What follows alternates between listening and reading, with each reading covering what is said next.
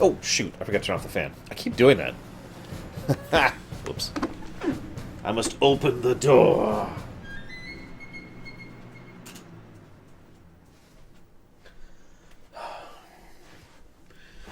Ugh. Okay. Okay. Hi, guys. So, I'm going to give you guys just a little bit of time before I start the Doom. Mainly because I want to make sure as many people see it as possible.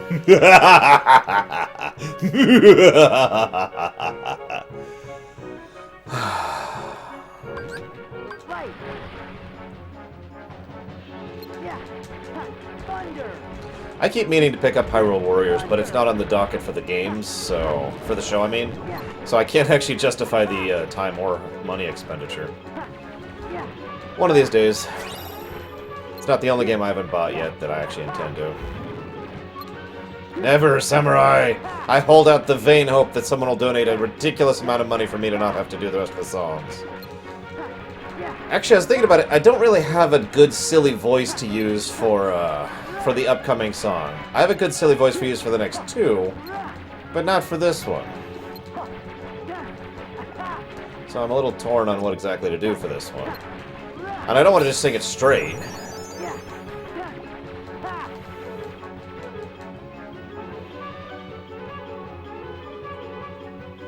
Don't you dare, Samurai. You've already donated far too much, sir. Under the sea! Under the sea! Ah, ah, ah. Oh, sorry. Oh my god. So this is wisdom grinding. Now, granted, grinding crafting is way, way, way worse. But wisdom grinding, other than that, is probably the single most boring thing for me to do in this entire game. There is a voice I would like to do Under the Sea in, but I'm worried because doing so would kill my throat and I might not be able to stream for the rest of the day. I'll give you a hint. Give me just a moment, because this is kind of a hard voice for me to do.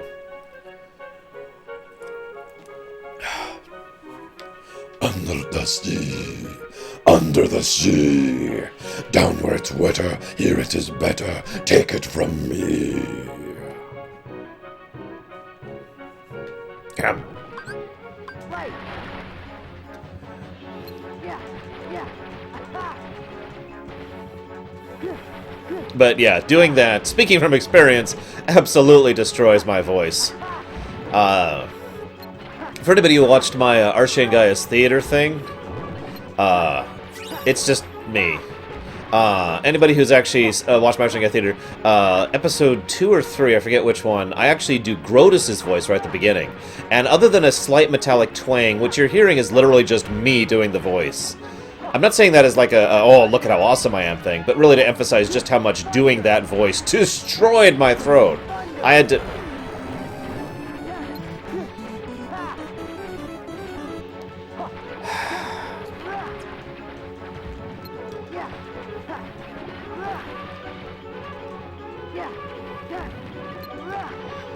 But yeah, it's basically my Dr. Claw voice. Actually, I have used it to voice act one other person. Because I recently played through Twilight Princess, as you guys know. Which came, Jago. Anyway, so I recently played through Twilight Princess for the Rumination, obviously. And I decided, for fun, I'd play it as a lore run for a friend of mine who's never played through Twilight Princess. So I played the game. We basically did a backseat run. And I was doing voice acting for a lot of it, because that's what I do. And you remember the little kid, Mallow, who opens up the Mart, Mallow Mart, in Hyrule Castle and has that whole storyline associated to him? The voice I did for Mallow was this one, and it fit surprisingly well. So, that's a thing. Alright, what did you do, Samurai?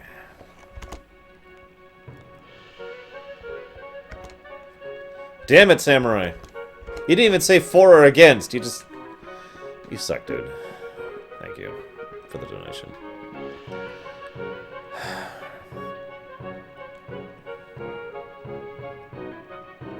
We must end the tyranny of bad prices. And anti-form. You can tell immediately when you go to anti-form later on because it'll set your limit to 0. And you can see when your drive is your drive is set to 0 there. It should be set to like 1 or 2 if I'm doing it normally.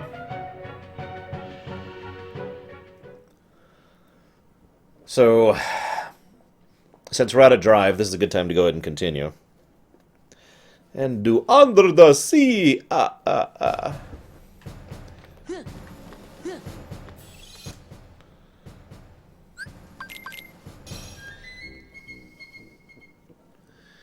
Down where it's wetter, here things are better.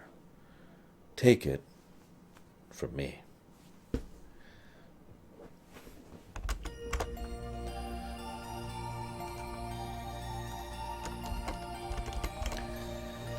Okay. As usual, I'm going to have to mute it during this because of garbage. Screw you, Krenzler. I am...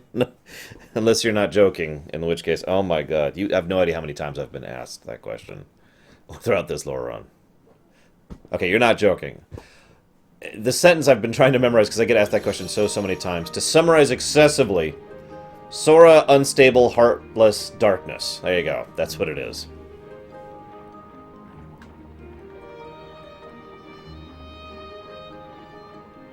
Did I? Yeah, no, okay. Hey, what's up? Ah. No, not you. Not you. You. Excellent.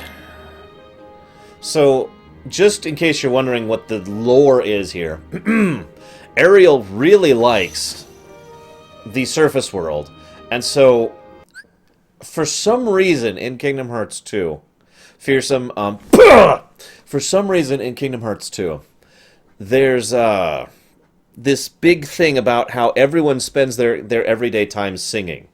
I'm not kidding. Like, that's a lore thing. That they actually spend their free time in Atlantica singing. So, everything they're doing around here is centered around this singing concept. So, given how much Ariel loves singing, Sebastian realizes he has a method of trying to convince her to give up on the surface world. There we go. In other words, we are literally trying to convince her of the error of her ways through song. So, Final Cloud. Alright, I'm going to mute the audio here, because I have to. If you hear anything through the headphones, whatever. I don't have a good voice for this. I don't want to just do it in my normal... Samurai, take your $10 back. I can refund that stuff, you know. Wait, I've got it. Anti-form is this. Kingdom Hearts. Anyways, okay, so voice. I've got it. I've got it. This is gonna be terrible. Okay.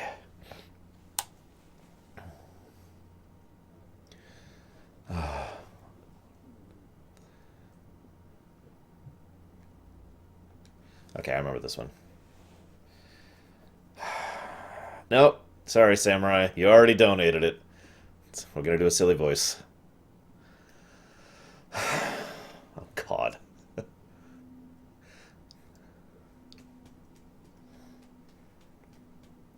The seaweed is always greener when somebody else's lake is dream of going up there, but that is a big mistake.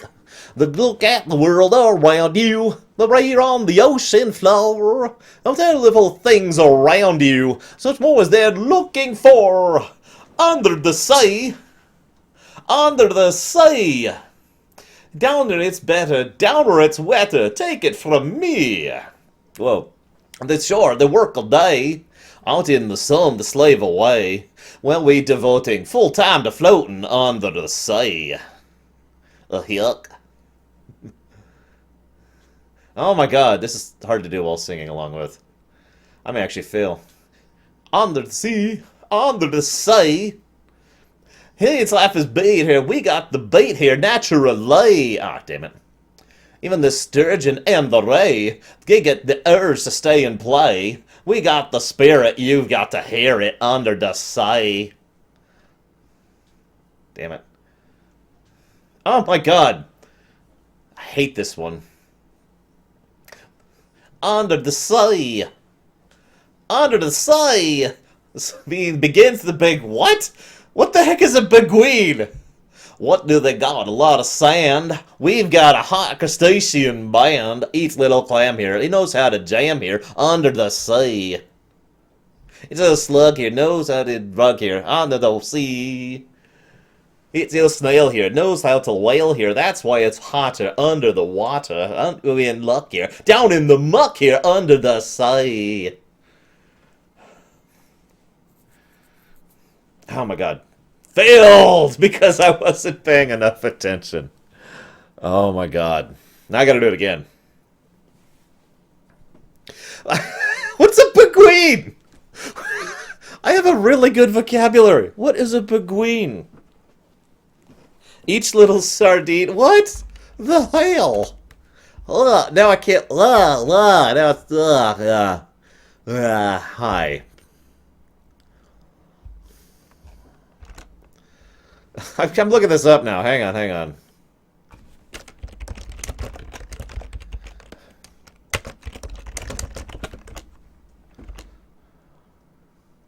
I just want to make sure I was reading that right. When the sardine begin the beguine. What the hell is a beguine? A popular dance of West Indian origin, similar to the foxtrot. Sardines, you heard it here, like to dance. Now we gotta do it again. But this time, no singing. Wait! I've got it. We'll do it again, but in a slightly different way.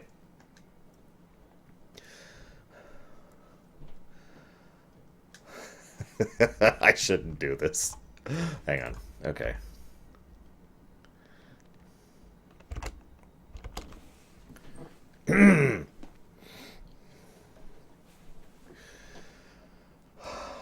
I shouldn't do what I'm about to do.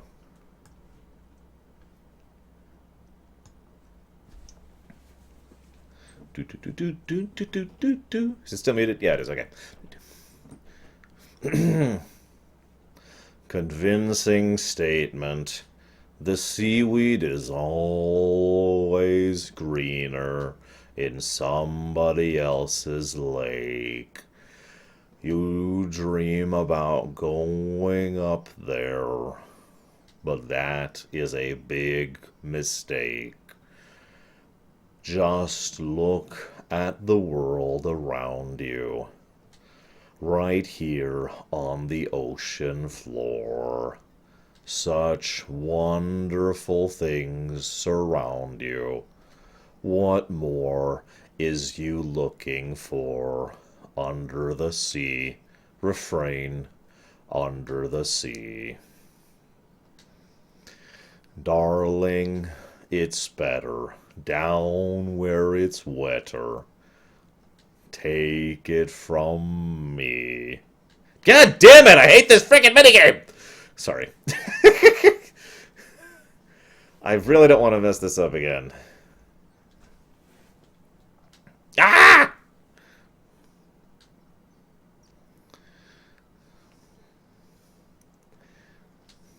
Duplicative statement.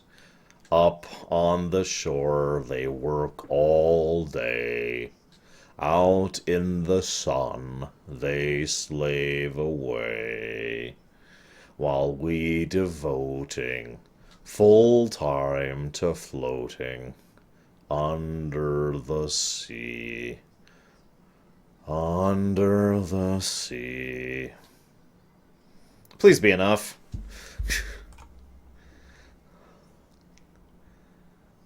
Oh, thank God. Okay, we're done. We did it. An Elcor Disney, ladies and gentlemen. So, what do you think, Ariel? Oh, I think it's a great song, Sebastian. It's not what I want to sing.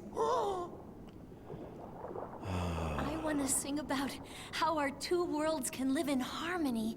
Land and sea together. Never The Sea King green. would make chowder out of me if you sang a song like that. If you won't listen, then I'm not gonna sing at all. God, guys, careful. Ariel! She's a teenager. Also, How do I get myself into this situation? in case you haven't, I want to point out the person who called her darling was actually Sora. I think that's one of those passive, things that teenagers do, like, oh yeah, and you're totally cute, and then they see if they notice, Oh, man. Not only has that girl fallen in love at the worst possible time, but with a human! Ariel's in love with a human? Yeah, in case you guys thought I was kidding, Me and my big mouth! it's just the Little Mermaid, basically again. With increasing agony. Ow. My ears. Ow. Dumb and stupid. Moving on. What? There's no lore here. There's like one good scene in this entire sequence. And I'm going to be singing along to it in a slightly different tone. Okay, so I actually did some off-camera work earlier. So we're actually going to go ahead and go do some Star Fox stuff, because you guys asked us to do the Star Fox stuff. So we're going to do Star Fox stuff with the Star Fox stuff.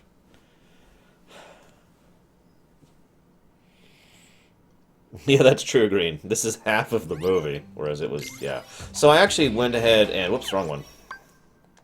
I went ahead and made the donut ship, which is this beauty. This is actually not a complete donut ship, but because it literally can't be. I don't have enough ability to make it a proper donut ship until I do battleship. I also made this ship. This is a ship with one weapon, Ultima. So, before I show off the Ultima ship, though, I want to show off the donut ship, for those of you who've never actually seen it in action.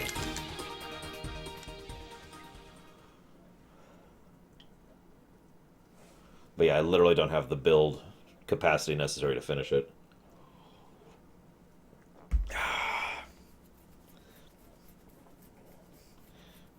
I called the donut ship the friend ship, in honor of certain requests. This sure is exciting. So this is what the donut ship can do. I have not actually tried out Ultima yet, no. You'll be seeing my live reaction to Ultima once we get there.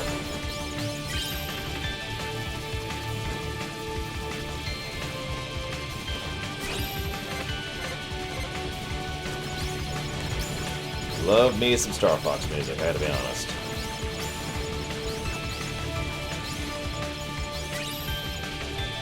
So as you may have noticed, we're destroying the hell out of quite literally everything. That's partially due to the weapon configuration. 2 Gravigas, a Fyra, and a Faraga. And our mini-ships are set up right in front of us with 2 Blizzaras and a single Fyra or Faraga, I forget which. So as you can see, it kills stuff very quickly. Like, very, very quickly. I'll notice we're already at 30, by the way. Barrel roll! Here you go, Final Cloud, just for you.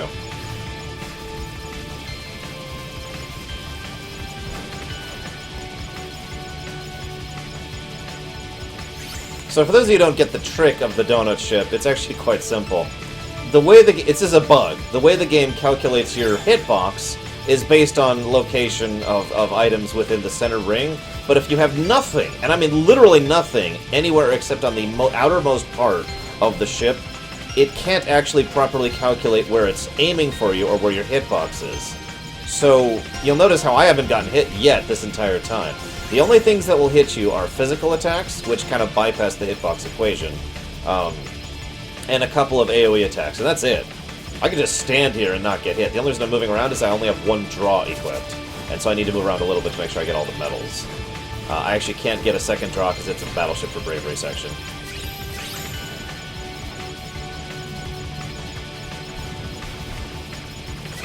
So as you can see, I'm just kind of abstractly destroying absolutely everything. Oh, I actually got hit! Holy crap, I think I ran into the wall there. Now, there is a downside to this. You have very little health, so if you actually do start getting hit, you can get clobbered very, very quickly. As you can see, we're already back up to 30 medals here. I also have Metal Converter on. In other words, health orbs turn into metal orbs, so I get to level 30 quicker. Eventually, I will actually have another Metal Converter up and another Draw equipped. And I think that's everything. I'll have all of my abilities equipped at that point.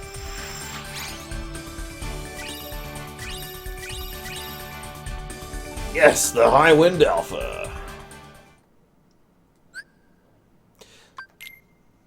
Who needs warp drive?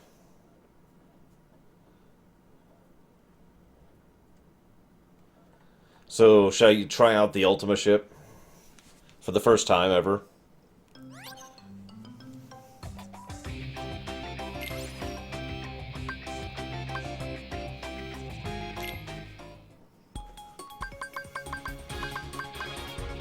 As you can see, by the way, I also have the level 8s of everything. The level 8 Falcon, the level 8 Invincible, the level 8 Highwind. The terrible, terrible ships. So, I've also got the Highwind, aka the one from FF7. A Tonberry, a Mandragora, I like most of these, the Chocobo, and of course, the Kingdom. Alright, so... let's try the Ultima. We'll see how this works out. Ugh.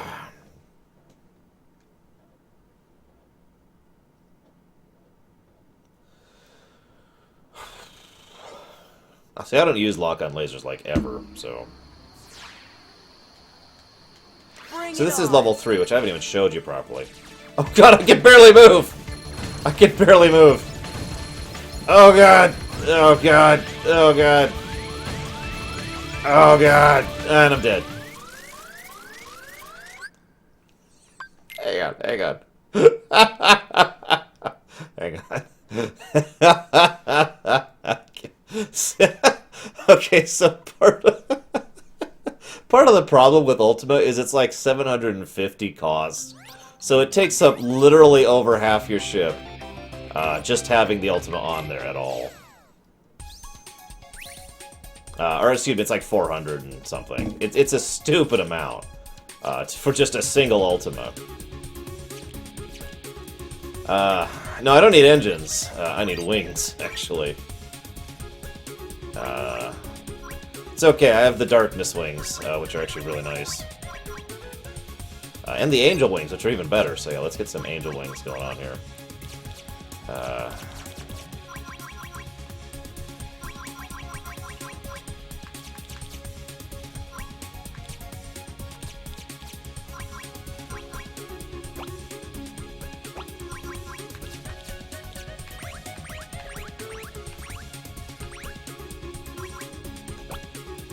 Okay, we have mobility. We should add some Darkness wings too, just to be sure.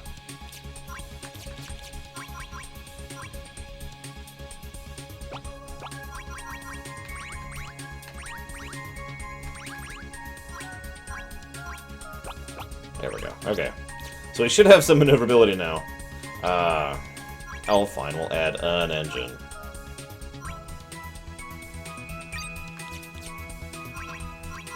Right. Actually, let's do it. Yeah, right there.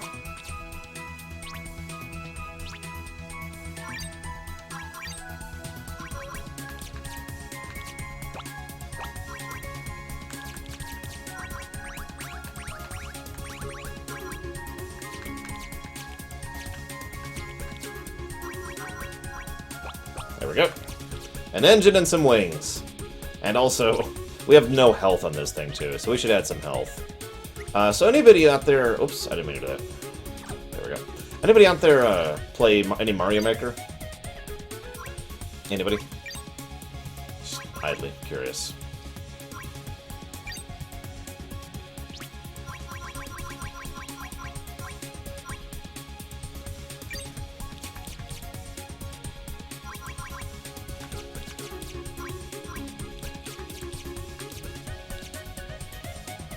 I ask about it because there's a type of level I've noticed fans make in that it's called a scribble level. So we're gonna make a scribble gummy. No, I'm kidding. We're not gonna do that. We're just gonna get some health going on.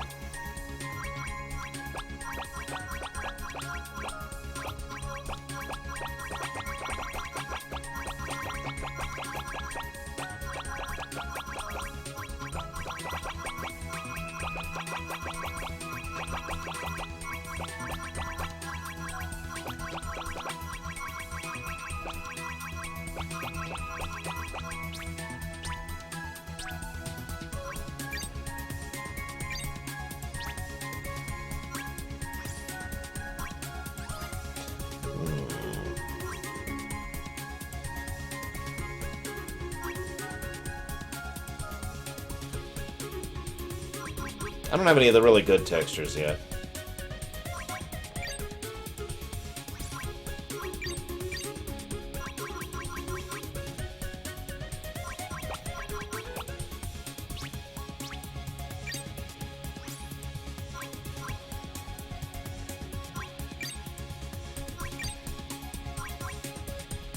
I didn't mean to do that. Shoot! Hang on, hang on.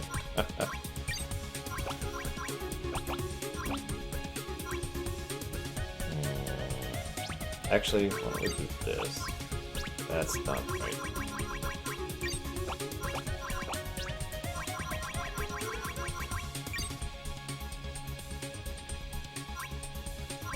Damn it, Bragwin. Stop making me depressed.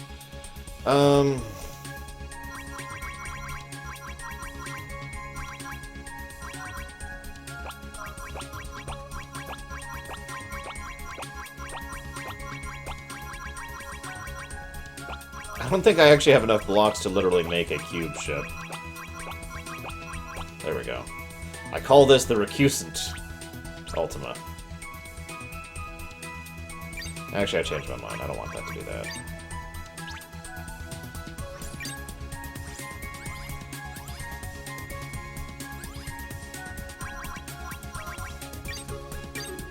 There we go. Perfect!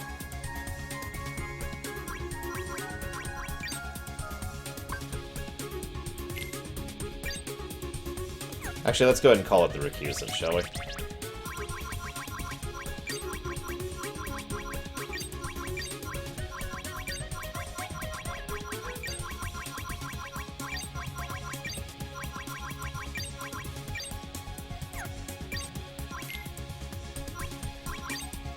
Oh yeah, we should get, like, upgrades here. What do we got here?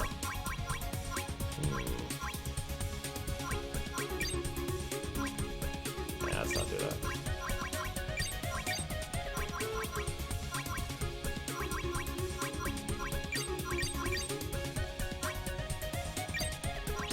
There we go. Exactly, Reflector. I'm daring him to come after me, basically. Okay, let's try this again.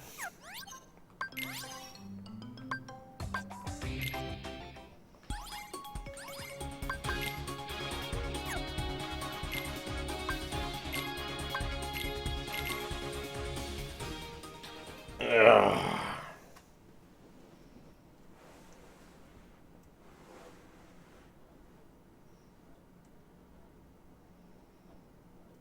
Loading.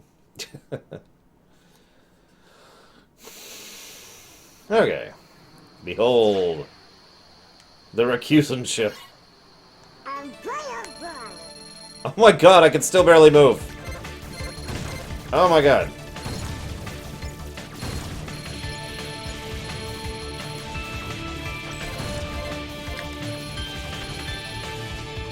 Why can I barely move? Oh my god.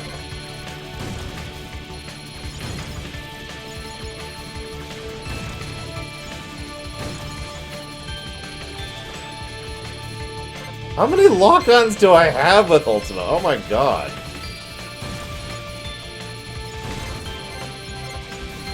This is one Ultima, too.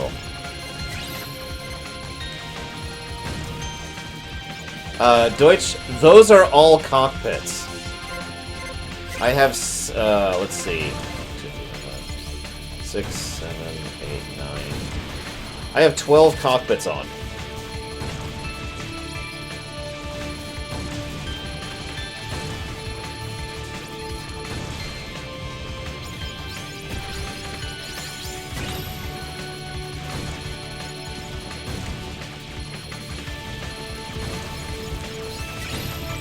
Ah, that could be Samurai.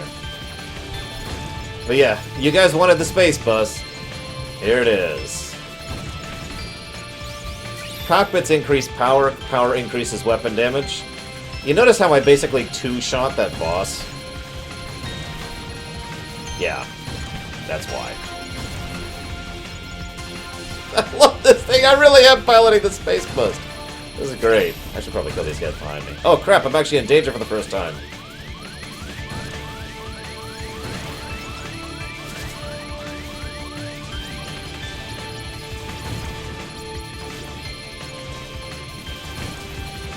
And bam! Boss is dead.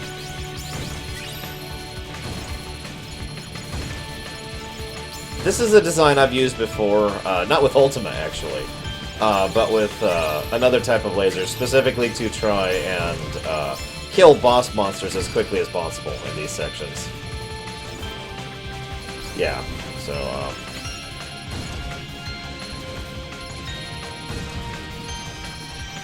Wow, I don't think we even got F on that one.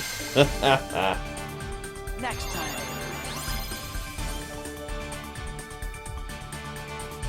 Yeah, literally got nothing. Wow. Yes, I have, Samurai. I've also killed... There's also a mission in Aladdin somewhere where you have to kill one of the major enemies, like the boss enemies, in like 5 seconds. That's how you do it. Or at least how I did it, I should say. Alright, so let's try this with a real ship. One might even call it a donut ship.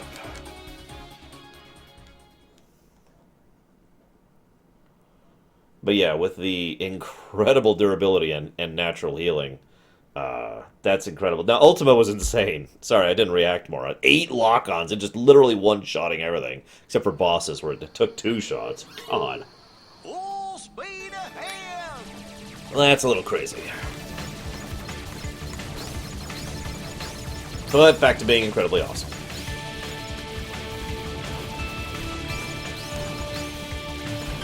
Night Forger, stop eating our vessel. Yeah, that's gonna hit us because of proximity. My bad on that one. So who likes the level 3 missions? The one where you have to control the camera location. Like I'm doing, right now.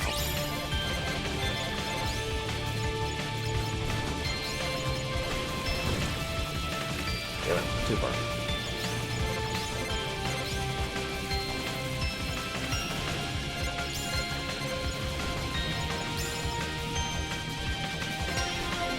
The only reason I don't actually like these missions is in several cases you actually can't 100% it in one run, which kind of irritates me. Like in some cases you literally, like there'll be a guy who drops an item on the left and one who drops one on the right, pretty much at the same moment, so you can't like get both of them at the same time. It's fun though, just, I don't like the 100%er in me doesn't like it, you know?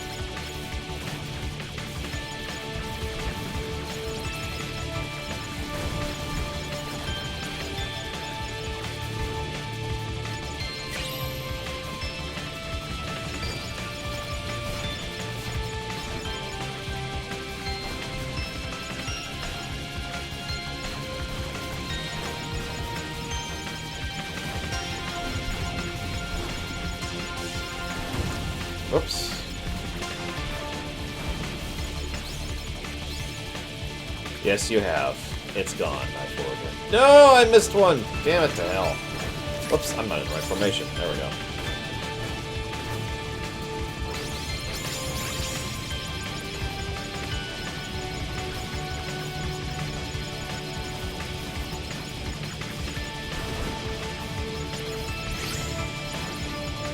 Yeah, I kind of do, don't I, Leander? Wait, did I just get, like, terrible ranking? Oh, there's S. I was gonna say. Hells. Balls. I better be getting S ranking.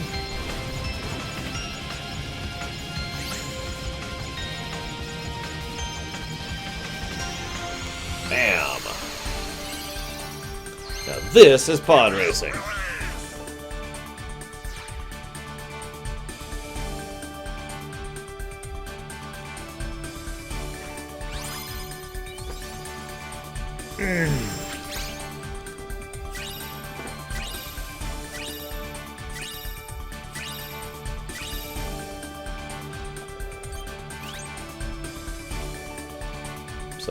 Yeah, I missed a couple there. Whatever. Permission granted, Night Forger. May God have mercy on your soul.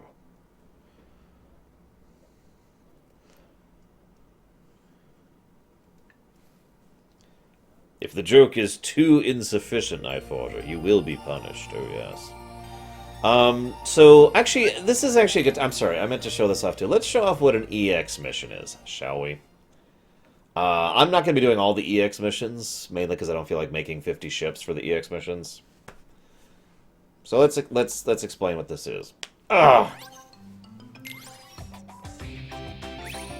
EX missions have special requirements to them. It's the same basic map, but now I have to fly with 100 more power, I have to have 250 or more power, or I have to have 50 or more speed. So I have to actually basically make a specific type of ship, and then otherwise do the mission normally. So, like I said, I'm not actually going to be doing those, but I wanted to showcase what they were. They're fun if you really like the Star Fox minigame, but again, it does basically require you to make a lot of different custom ships. And, for example, I mean, if Frozen were here, for example, which he's not, but if he was, we'd have to have him, like, get back out there and push with Schmeidolf, and that would be terrible. Oh, right.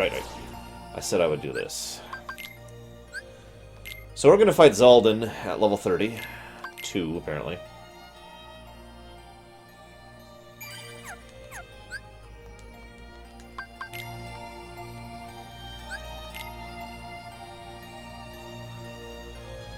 Alas, we will never see Frozen again. He is lost to us. Honestly, I'm not worried about this fight, which is your sign that I'm gonna die.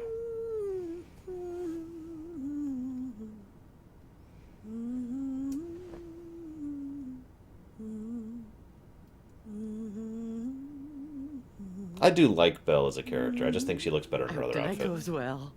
So do I. But I wonder why he's so nervous. The master does have his shy side, you know. So... we need you to push this gummy ship, Schmeidolf. Okay, so... two things. First of all, am I one of the only people who, back when I was initially playing this, not on replays, not now that I've gotten more practice in the game and, know the fights better, but back in the initial time, am I one of the only people who had a harder time with Demyx than I did with Xaldin? I'm curious, genuinely. Because that was always the way it was for me back in the day. Second point, I think he looks better in the outfit as a beast than a human.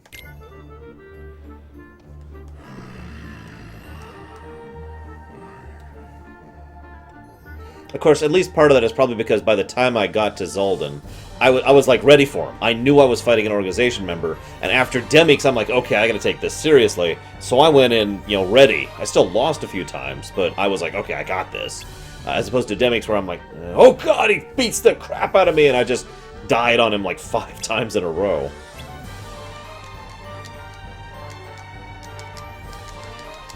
Xigbar is another one I had a lot of difficulty with, mainly because I couldn't figure out how to get out of his juggle. So every time he did his ultimate, he would just hover me there in the air, and occasionally I would die, because yeah. I don't think I can reach that one yet. I'm not even going to try. Xaldin is fundamentally harder from a design perspective. It's just, any boss towards the end of the game is going to be easier than a boss towards the early of the game, in more ways than one. Why? Because we have access to more tools to make ourselves stronger, and to be more capable of defeating an enemy. We also have more experience. Very important.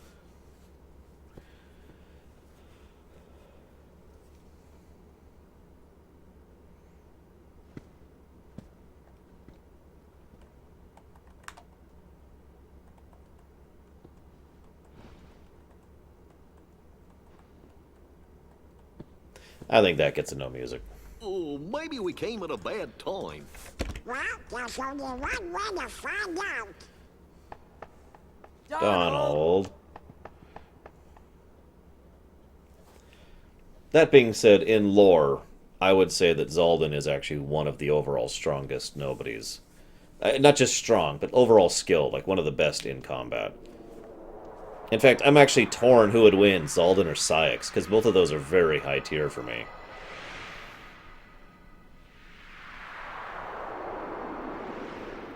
Yeah, I think music would have helped here a lot. Congrats, Kay. Yay. Donald Now is... then, monsieur, mademoiselle, please enjoy the evening. By the way, that empty world problem, there are 6 people in this world. Excuse me. And of course, 7. our honored guests are welcome too. Welcome indeed. I'm not counting Xaldin in that. Xaldin would be 8. The organization! You don't know when to quit. Oh yeah, we'll show ya. Get out! Not tonight. Also, Dragoon Nobodies are some of my favorite in terms of sheer aesthetics. I've come to take something you hold very dear.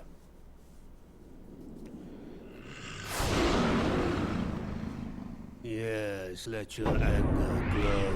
Yeah, in the movie there was quite a bit of animated people, or excuse me, furniture. Beast, Things. we have to get rid of these guys first. Yes, yes, Sora. That's great. Get out of my party, Beast. You need to save your outfit. I don't want you to, you know, sully it.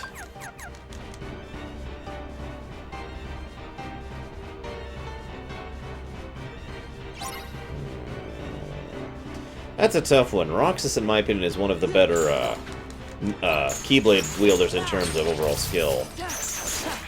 By quite a bit, actually.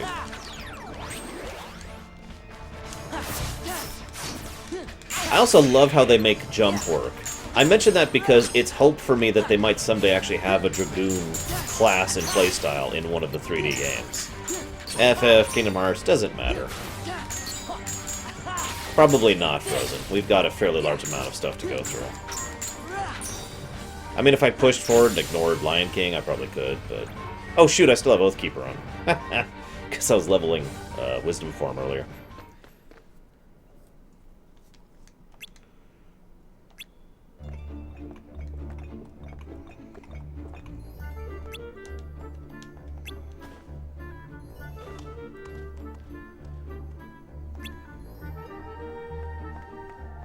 And there goes Belle. A key spear? That actually sounds really cool. Like, in all seriousness. I wouldn't mind seeing different types of Keyblade weapons, personally. I know that sounds weird, but... Yeah. Oops, I meant to...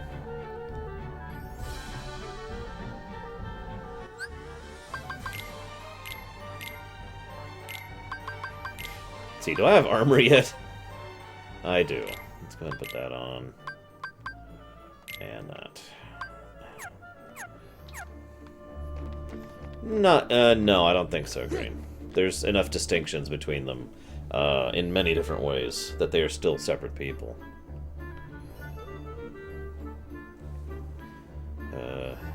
Yes.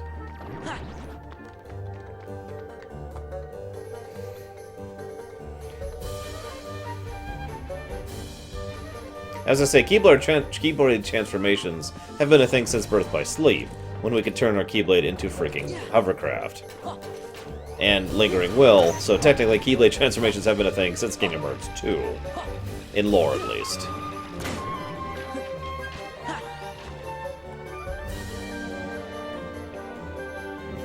Nice, Deutsch. So yeah, I'm kind of deliberately not leveling and not raising anything, because I kind of want Xaldin to be as challenging as possible. I may live to regret that decision. We'll see. Keyblargs. Oh my god, you're terrible.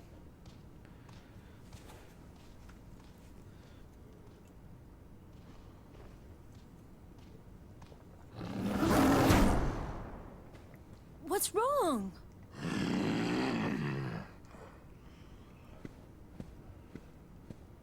Please, calm down. Calm down? You just had to have a party, didn't you? Don't you see what's happened? Hey, what's with you? Hey, why are you blaming her for that? Rose. My rose. What? That? He took it? But surely you can find another rose. Silence! You don't know anything! Please, Master. That's not fair, Control Beast. yourself. Don't take it out on Belle. Get It's up. not like she stole it. Get up on the beast's back! I shouldn't have said that. I'm sorry, You don't have to apologize. but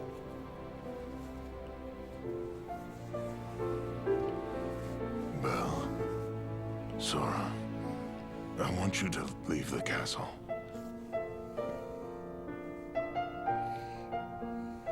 Look at me. Look. This is what I am. When you first got here, I tried to change. But I was only fooling myself. I can't be any different.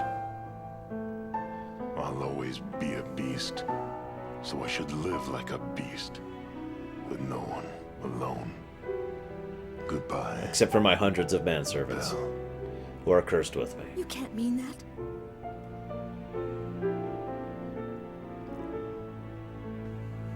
Oh, I think his mind's all made up. Yeah. Look, Belle.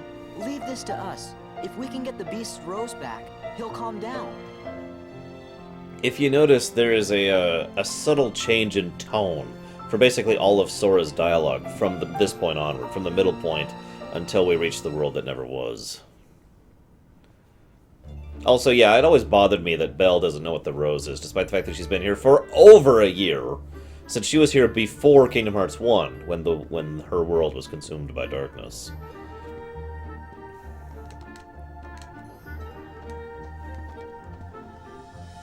God, no, Noel. Unless you really want me to die, in which case, I will do it for you, Noel. I will die for you.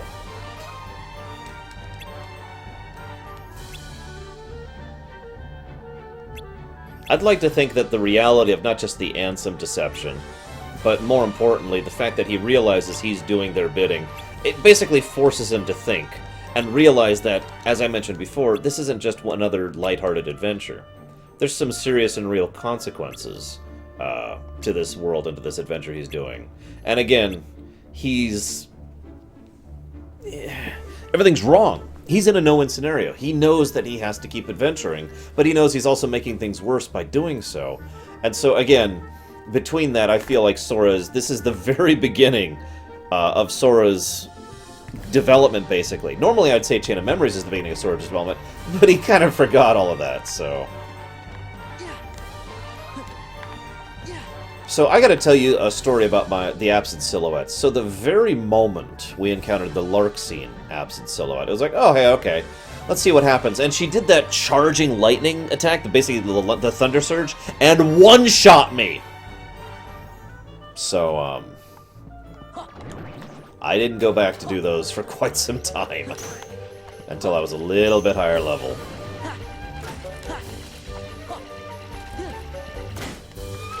I mean that seriously, by the way.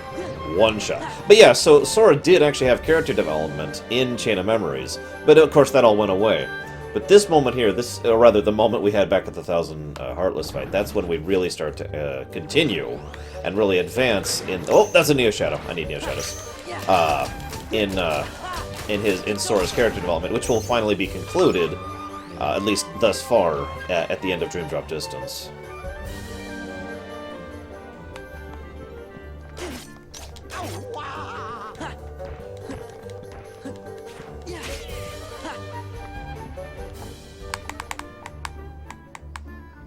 Wait, am I going the wrong way?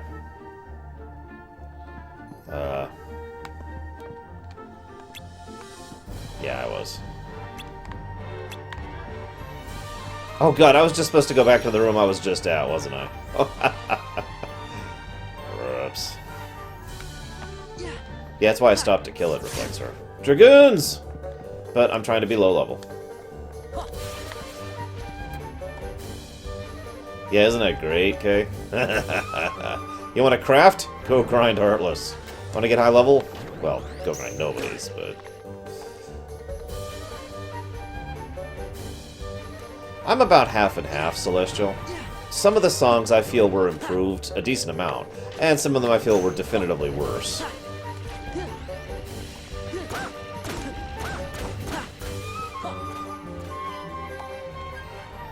Now, they really improved several songs. They fundamentally overhauled the Pirates of the Caribbean songs, so I don't hate the crap out of them. I like what they did with End of the World, too. No, that's an Arsh's dub moment, Leander. I forgot that we're supposed to talk to Beast right. Oh, hey! The silhouette's already up. Alright, guys, hang on. So let me save. I don't even have a strategy for this guy. I don't remember off the top of my head, Samurai. I don't listen to the new versions, so that might be a thing. Alright, so... Marluxia. Now, I know his gimmick. Every time he hits me, the counter goes down. The counter hits 0. I'm dead. I know that. Also, you can steal some counter back by doing the reaction command. Yeah, I'm predicting a one-shot. I'm level 32. You know what, Kay? Just for you, I'll try it. Even though I don't remember ever summoning anything ever, except like the first time I played this game.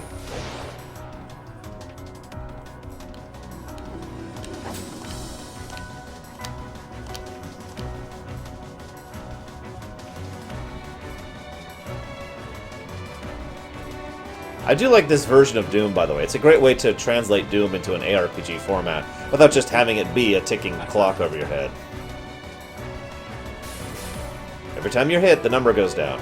Number hits 0, you're dead. 32? Ah! Okay, hang on.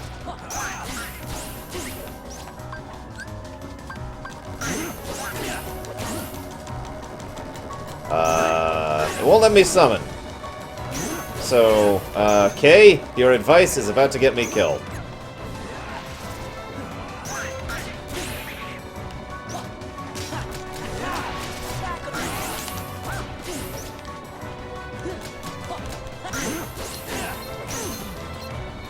Why would I block hits? You are so weird. I think the point is... Oh, apparently summons take drive. Wow, yeah, I use summons all the time.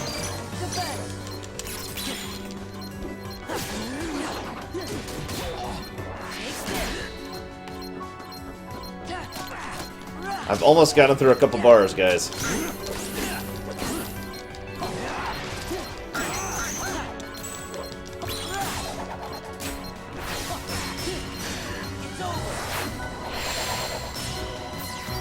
Okay. Got a little few hits back left. There's a little bit of delay there in that.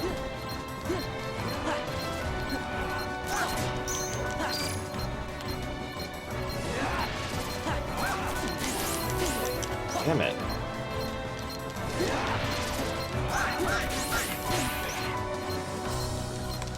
Alright. Ah, okay, we're finally dead. There you go. We died. We actually get some materials from winning the fight. Materials I'll actually need. Wait, I didn't mean to, like, fight him again. I wanted to just, like...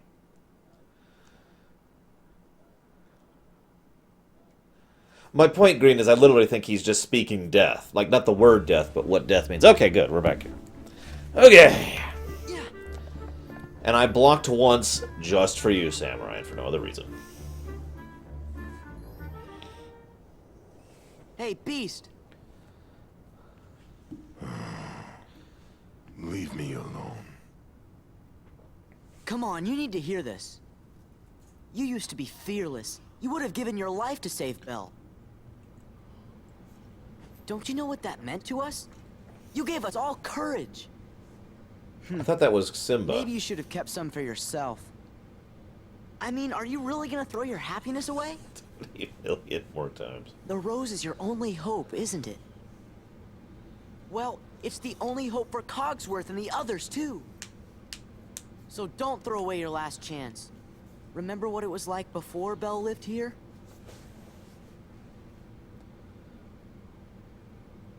See? You can't give up.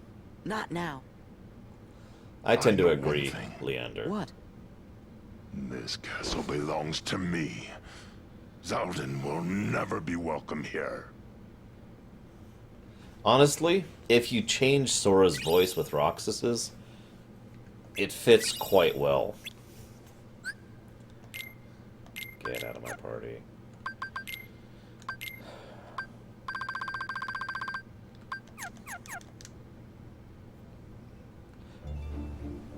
Besides, you can't give up now, dude! Yeah, I don't need to save. Savings for chumps who are about to fight Marluxia and lose.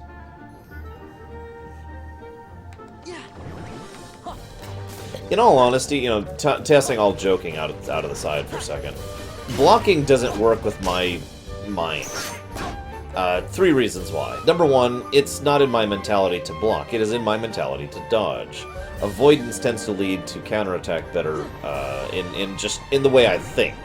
I'm not saying it's actually correct or better or whatever, it's just the way I think.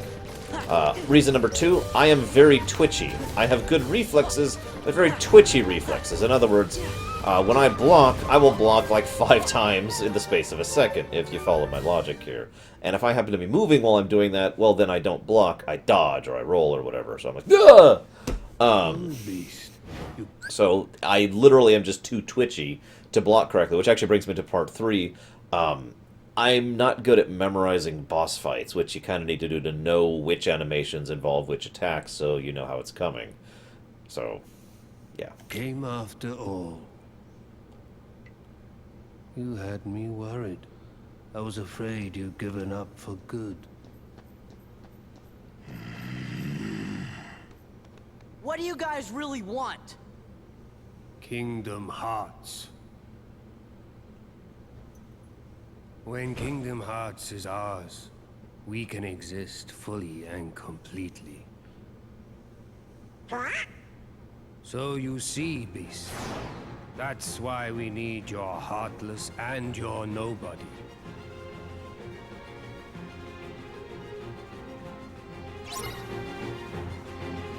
See you around, Leander. Hope to see you again. Someday. In the long, distant future. Also, as I've already pointed out, I guess there's a 4th reason I'm not good at blocking. It really isn't in my mindset or my strategy, and especially in an ARPG, to be defensive at all.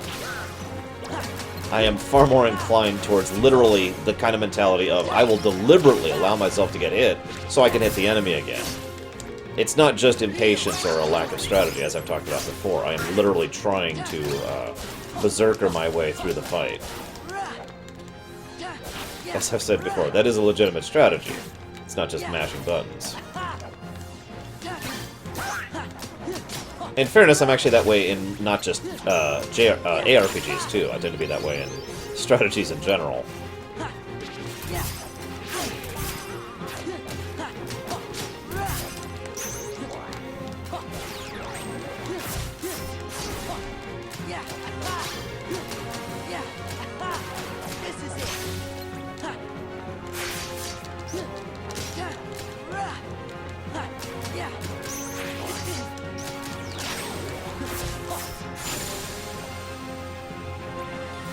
No, I know, Samurai. I know it doesn't work. I'm not trying to excuse it. I'm just trying to explain it. It's not like I'm, you know, deliberately being like, hurrah. I'm just explaining why I've never really gotten that mindset.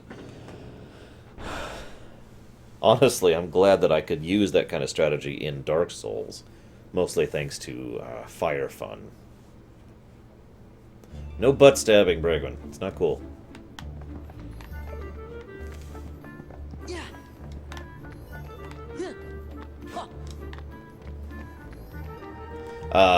I'm raising my hand, Krenzler. I basically never use magic other than Cure in like 90% of my playthroughs. Probably even more than 90%, honestly. I am not a mage type in Kingdom Hearts 2. Now, to reverse that question back to you, Krenzler, how many of you leaned to the point of excessiveness on magic in 358? To the point where you wouldn't even melee attack half the time? I almost never used Reflect back in the day. Even when I was on harder difficulties. I was one of those people who thought Reflect was cheap, if I'm being honest.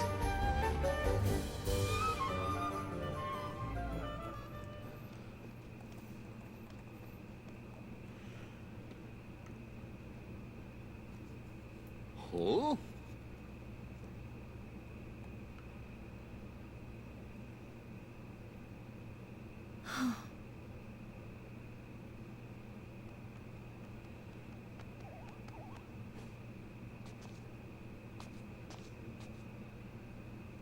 Is that? Actually, I didn't even think to use magic the first several times I Look, fought Demix. it's the rose. I think this qualifies as a no music. Even though that happens. Actually, yeah, I don't know. That kind of works with the music interfering that way. So I think we'll not count that as a no magic.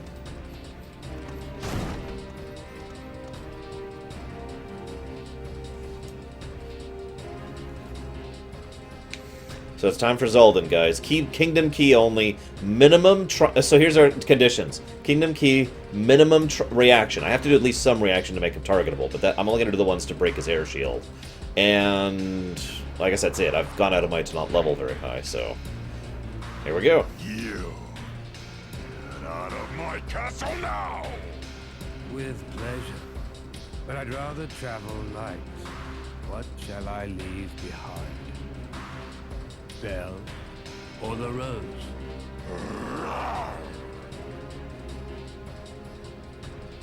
No!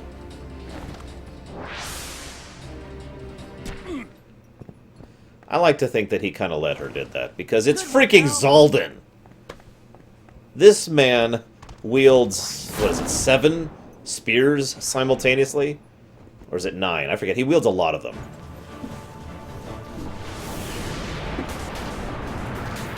Six, apparently. He 6 wields spears, for God's sakes. By the way, this is how you wield more than 3 weapons at a time. I know people have asked me that before. So, you know, how would he wield multiple Keyblades? This is how. I mean, we've already seen this with Final Form. Wish me luck!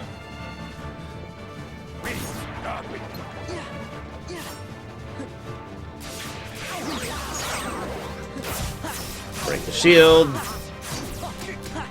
And we're into it. Break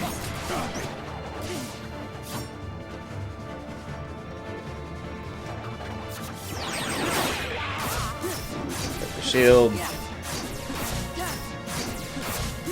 If you just spam reaction commands, he's a little bit pathetic, actually. Which is why I'm trying not to do that. I was just a little too twitchy with my actions. So I really just wanted one learn. There we go, like that.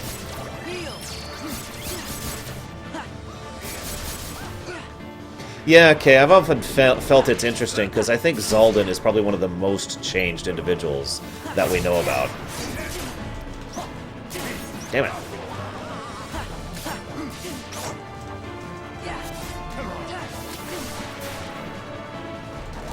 Damn it!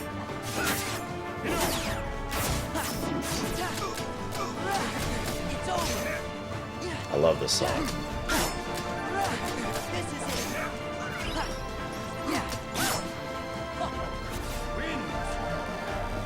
Right. I'm gonna chill for a second.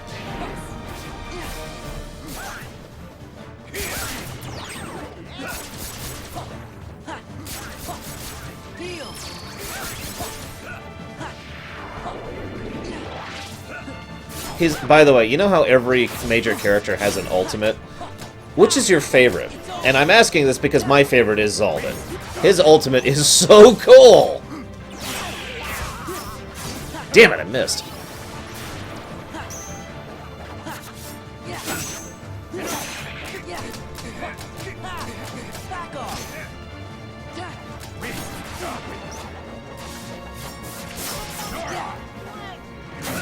This is it. This is his ultimate.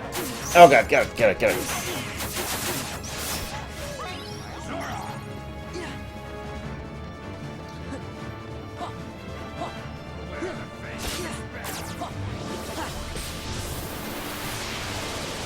Made it.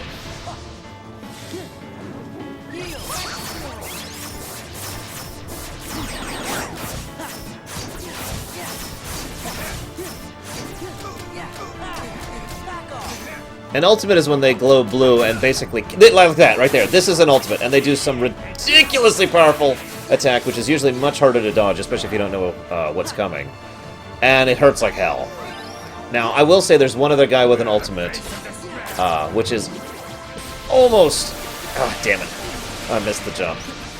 Almost as much of a favorite, and that ultimate is actually Zigbar's. Although I really like all of their ultimates, really.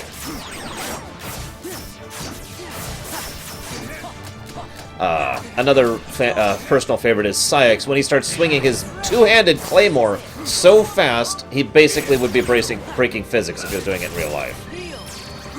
Like, he might actually literally be cutting the air if he was swinging that fast in real life. And yes, you can, Seventh, but hell with that!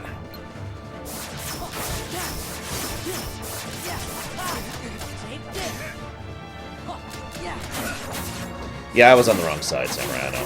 Ugh. There we go. Okay, which side you going on? That one. Yeah, that's the one. All shall be lost to you.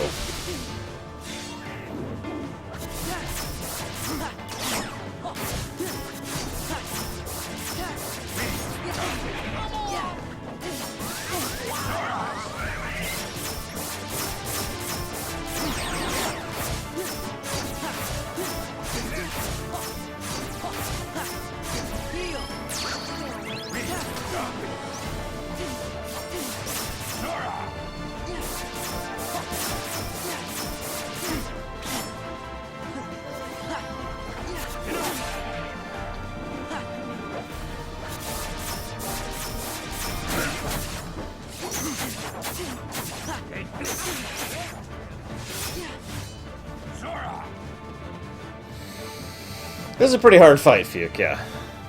I've fought this guy several times, so I can... Oh, shoot. I'm on the wrong side! Ugh! Made it. Yeah, you think this is hard. You should try this guy on a real difficulty. Holy crap.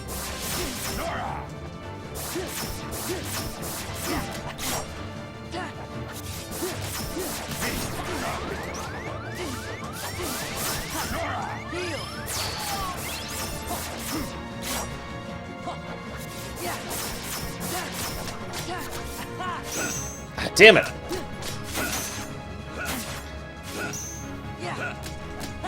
This should be it, if I can do this.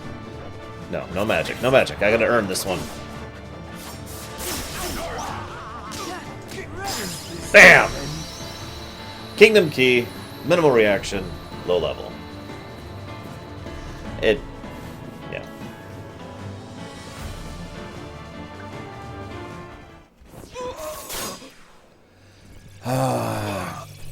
Goodbye, Xaldin. I hope you feel better when you are yourself again.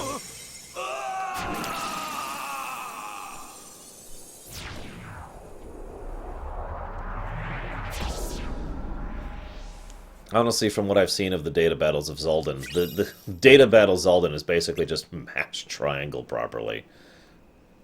Triangle and reflect. And that's like the whole fight. He just hits so hard and fast and can juggle you so easily.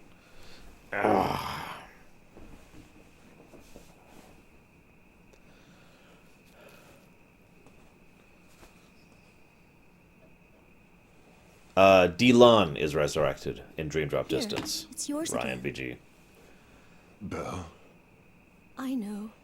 You want me to leave the castle.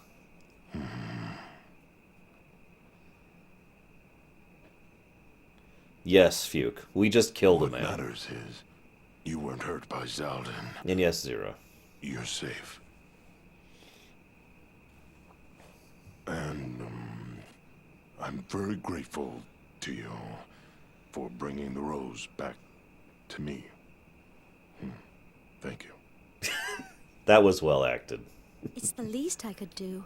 You've been good to me. You didn't have to be. He has? Listen, Belle. Yes? Say it. Go on. Come on. You can do it. We have confidence. Don't be bashful now. Belle, I'd like you to stay with me. Please?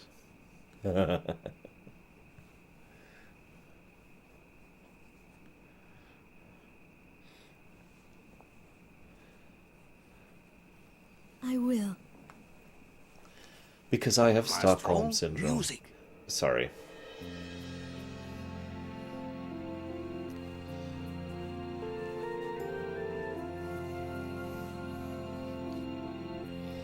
Hey, did you see the look on Belle's face when she grabbed that rose? Huh? Yup, she sure was having fun, all right. She is rather unique, isn't she? Always ready for a little adventure. Two of them do seem made for each other. Yeah, they sure do. And someday I'll meet the one made for me. Riku.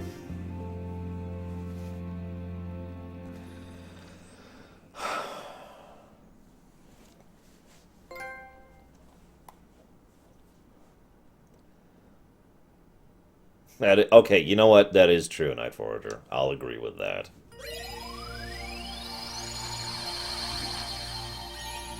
Sora is deceived and messed up in the head, basically, Fugue. That's one of his reasons. Okay, so now we'll go to Mulan. We're kind of doing this in reverse. I did this the Star Fox stuff for Mulan, and then I did Beast, and now I'm doing the Star Fox stuff for Beast to go to Mulan.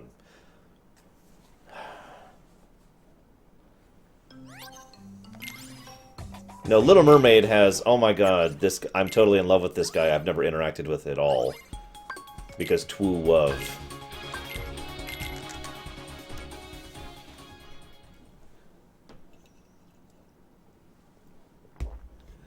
You are not the only one, Reaper.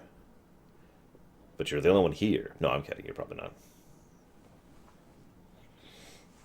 Yeah, Ariel's a teenager, excuse me. Sorry for being redundant. Go, gummy!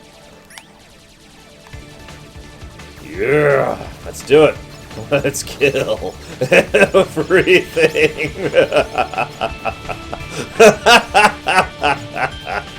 Anyways. Lord knows I was an idiot at 16. God. We're not talking about that ever again. With hope, I will never be 16 again.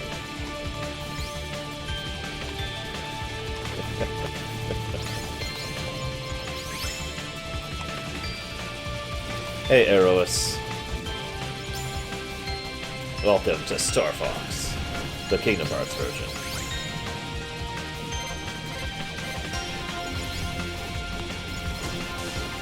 Wow, I didn't kill that one. Holy crap.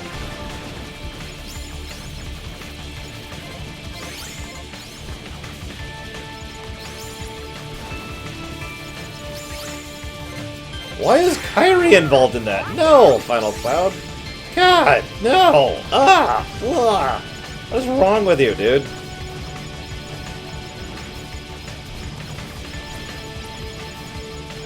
Yes, this is the friend ship.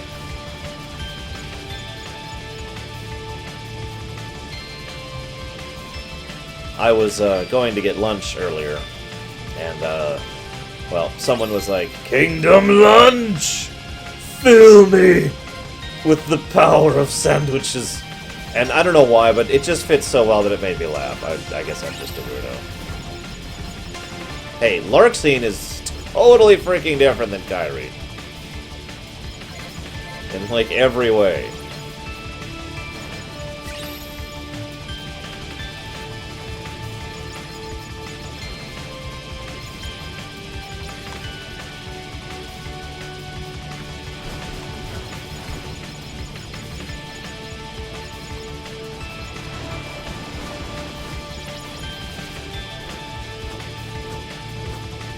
Yes, we are still playing Kingdom Hearts 2, Hugh. So what do you think? Do you think we've got enough medals to qualify for the S rank?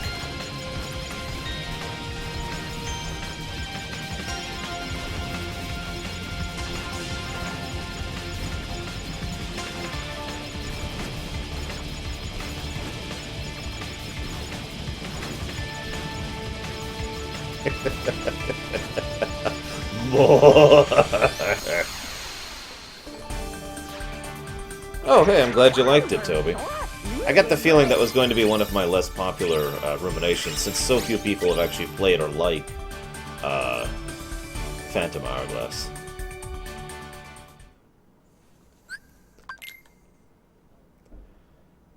We're not actually cheating in Kingdom Hearts 2, Fuke. We cheated back in 1. Yes, Titans, are you kidding me? Of course I would. God.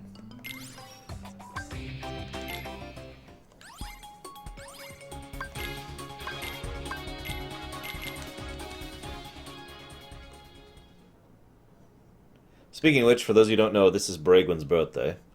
Make sure to give her digital cakes! Like 50 of them. So that way Lex Luthor can steal someone. And that will be terrible.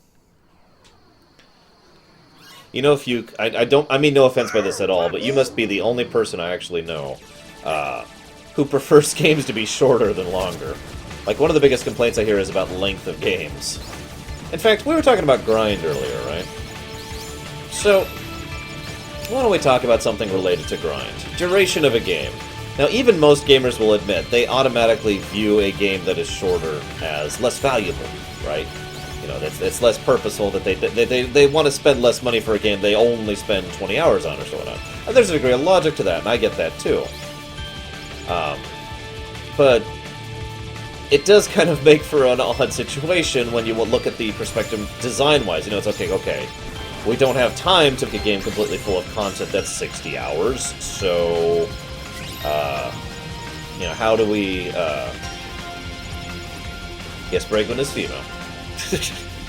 In other news, water as well. I mention this, though, because... again, I just feel so bad for the designers of games like that. It's like, okay, you need to make a game. It needs to be about 60 hours in length, and it needs to have these features, and it's like,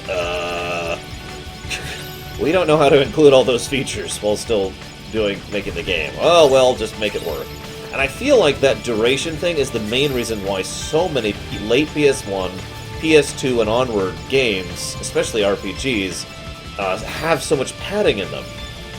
See, this is the great fallacy, or not fallacy, this is the great irony of game development in the modern era. I've said this before and I've said this again. Game development is a time and money black hole. It is insanely difficult and incredibly time-consuming to make a video game in the modern era. It really wasn't back in the days where people judged these based off of. Or if I could explain this differently, I feel like the reason most people have that 60-ish hour, you know, in general, this is how long, you know, an RPG should be, this is how long this kind of a game should be feeling, is because of the SNES era. And early PS1. Early PS1 and SNES RPGs were long! They were huge! And they were almost entirely content as well. You know, very, very little of that was padding. Now, I'm not saying they were all perfect, I'm not saying they all didn't have padding, but for the most part, you know, the majority of games like that were content, not padding. And they were that long. So we're all expecting games to be that long, and it's like, okay, but now we have to make those games with the higher graphics and the different for different systems, with higher engine requirements, which increase both development time in terms of time and in terms of money. Yeah, I don't blame you at all, Jaywalk. Yeah, it's a scary thing, in all seriousness.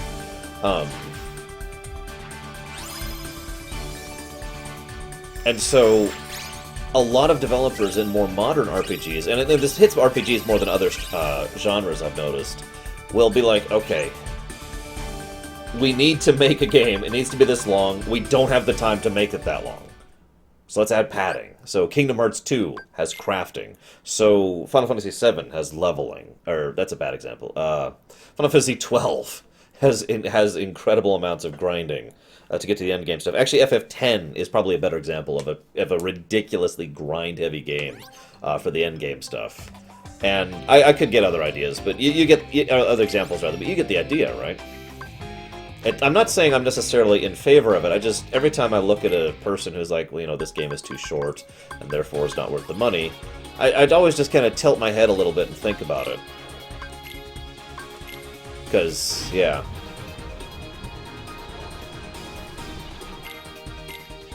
See, the thing is, there's also another side of this problem, okay? I understand that, Fuke. Really, I do. the other side of this problem, yeah, Dragon Age Inquisition, that's another good example of a modern game that just has way too much time sink in it. Yes, I have beaten Fallout 4.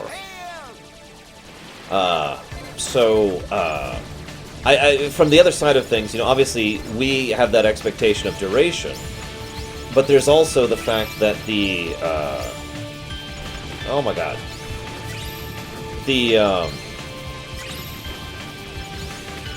Damn it, I lost my train of thought. Damn it! That happens to me every now and again. I'll look at chat and I just flat out lose my train of thought because I'm stupid. Whatever, my own fault.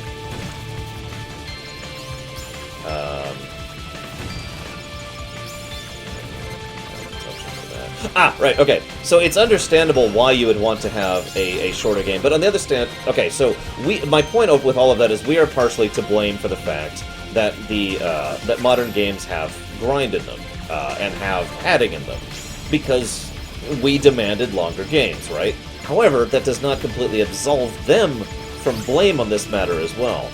Not only just for quality reasons to be considered, but money reasons. They insist on pricing every game identically, regardless of duration, regardless of genre. And if I'm being blunt, I don't think that actually works. I don't think that's ever worked, if I'm being honest. I think it makes no sense that Call of Duty 4, Modern Warfare, a great 6-hour game, costs the same amount of money as, you know, Final Fantasy X at the time on the PS2, which is like a bajillion times the duration, and have a completely different format overall. The fact that it's the same price is one of the big reasons why padding is still a problem, and why so many games are still rushed, because they have to make money, and they're overspending on a lot of their budget, and it's this mess of a situation. There really is no good answer to the duration problem, in my opinion, unless money just stops being a concern for game development. Ha ha ha.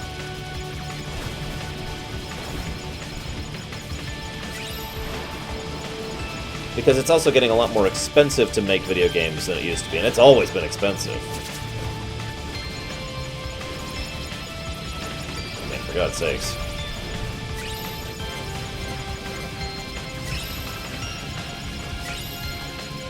Yeah, Sims, oh my god, that's a silly example of that, but a valid one, nonetheless.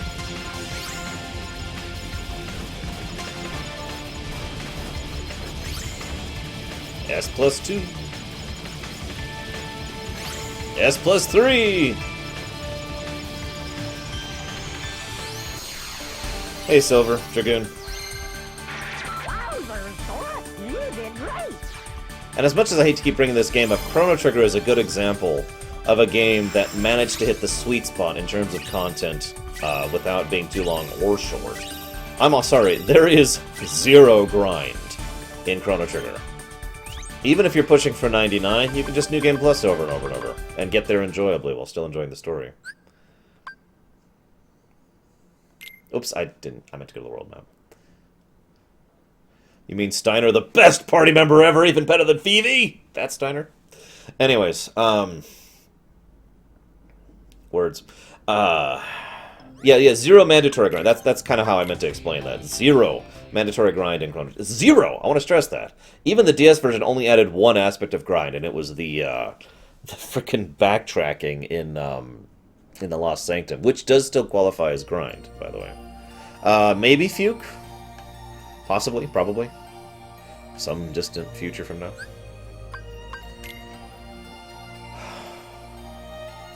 It's a good game, Frozen. Well, I disagree with that, Toby. I don't think it's the second best. Anyways, the point I'm trying to make here, though, is even Chrono Trigger, which is actually a relatively short game for as far as RPGs go, is still very, very dense, very, very content-filled, and thanks to the way they balanced it and set up the New Game Plus, it feels longer than it actually is. And again, that's all content.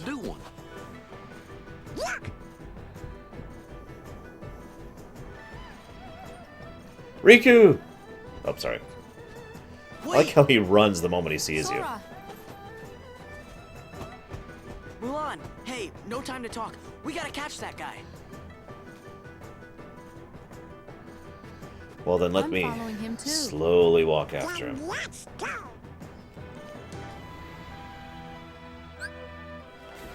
Probably both, in all honesty. But, yeah, he is... Don't forget, he is deliberately trying to hide, especially now that Sora's actually out and about, doing his thing. Oh, yeah! I wanted to share with you guys something. So, the Journal New thing, right? For those of you who haven't played this game, you know, why does that bother me? Why can't I just get rid of the new? So, here's how you get rid of the new. I'm just going to go through this just to really emphasize what a chore it is to get rid of the new.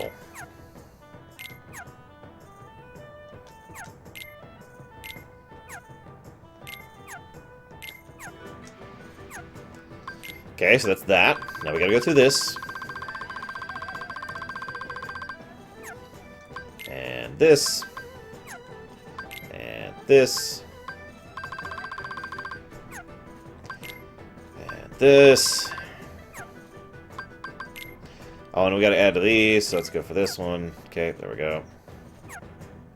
Alright, we're done with that one. Yay, we're done. Oh my god, there's still news everywhere! There's news everywhere! Oh god, it's everywhere! Oh god!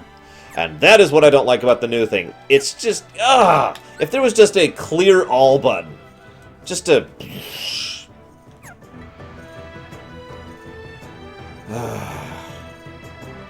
Anyways. I just wanted to demonstrate that briefly.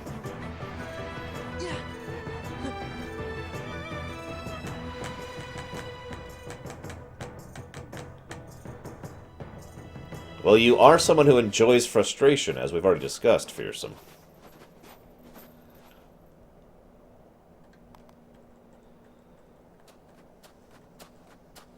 Damn it, Riku. Get back here.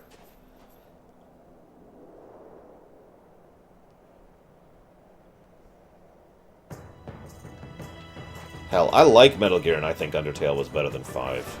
Then again, I have some very serious problems with 5.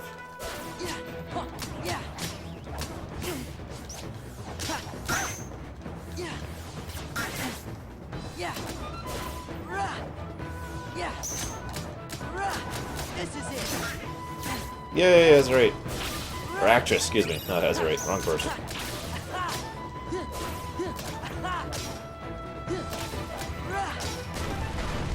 So, guys, who would like to see me do something incredibly horrible on the stream, live, for your entertainment?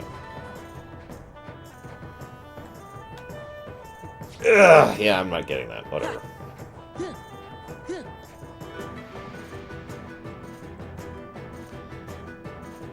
The design impressed me in Undertale more than anything else. The amount of complexity, the pathways, the sheets, the branching triggers and scripts in Undertale are insane. Somebody from Organization 13. What is that? The guy in black. One of the bad guys. I knew it. There's a rumor in the Imperial City about a spy in black, lurking in the mountains. I'd been up here tracking him. Haven't decided yet, Paradox. I lost him. Probably. Sorry. Don't apologize, but I do wonder where he went. So the horrible thing, guys, is I should totally go buy the Steam version of FF13-3 and play it live just for you guys. Oh my god! It's Shan Yu's unlimited army of doom. We all missed you, actress. Okay, first things first.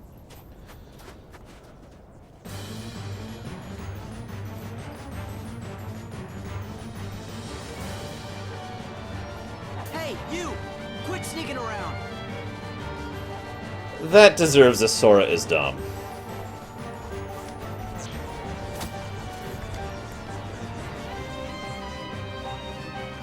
Don't you dare, Death Goats, guys. Wait, the Steam version doesn't come with cheats? Pshaw. But yeah, for those of you not aware, I've never played FF13-3. I know the story pretty well, actually. I hate the ending. Like, a lot. But, yeah.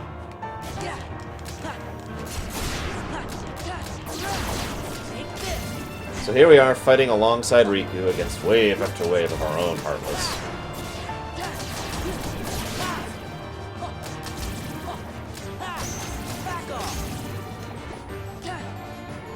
Okay, who just gave me like 13-3? I just got the thing in the corner there.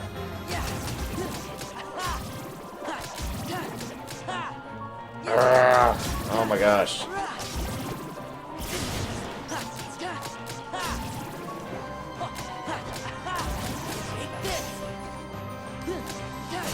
Damn it, Ice. Is that you? I suppose I could just... I'm gonna do a test. I'm just gonna mash B while I go check this. Why did it not pop? Oh, because I'm not actually logged in to see it. Whoops, that's the wrong button.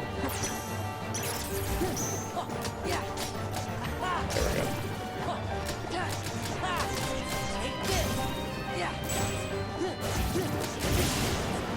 Yeah, it's from Zeiss. Well, thank you, Zeiss. I guess I will be doing that at some point in the future. No rush on that. I would like to get through the WoW lore run before I pick up any further streams. Although I might screw around to Just Cause 3 a bit after the Kingdom Hearts lore run, because Just Cause 3 is awesome.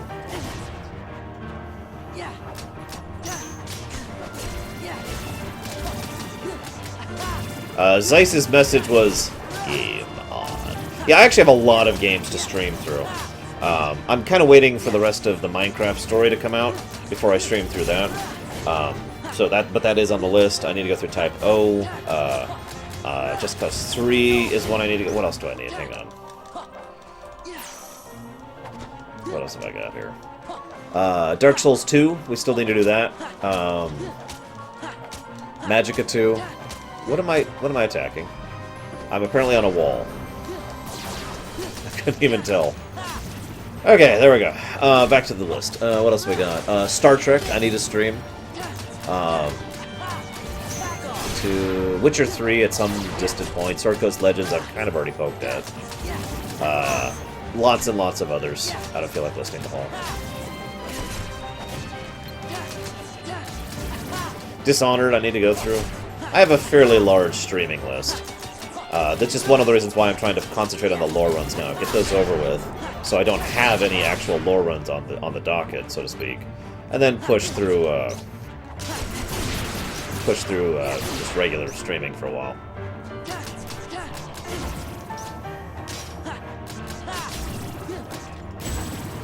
It's just called Star Trek. It was one donated to me specifically so I would stream it. It's based off of 2009 or Into Darkness, I forget which. There's only one lore run left that is currently scheduled. World of Warcraft.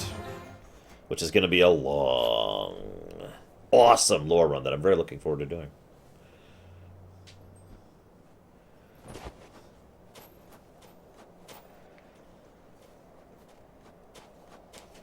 That guy. Clearly I will be Hobo Skeletor! Why? Also, I don't understand that question, Dragoon. Riku? You know, I don't really get why it was supposed to be a reveal that it was Riku. I feel like they could have built up for that more. But they say like 4 times clearly that it's Riku. And yet when they actually do the reveal later, they act like it's a big reveal. But it isn't.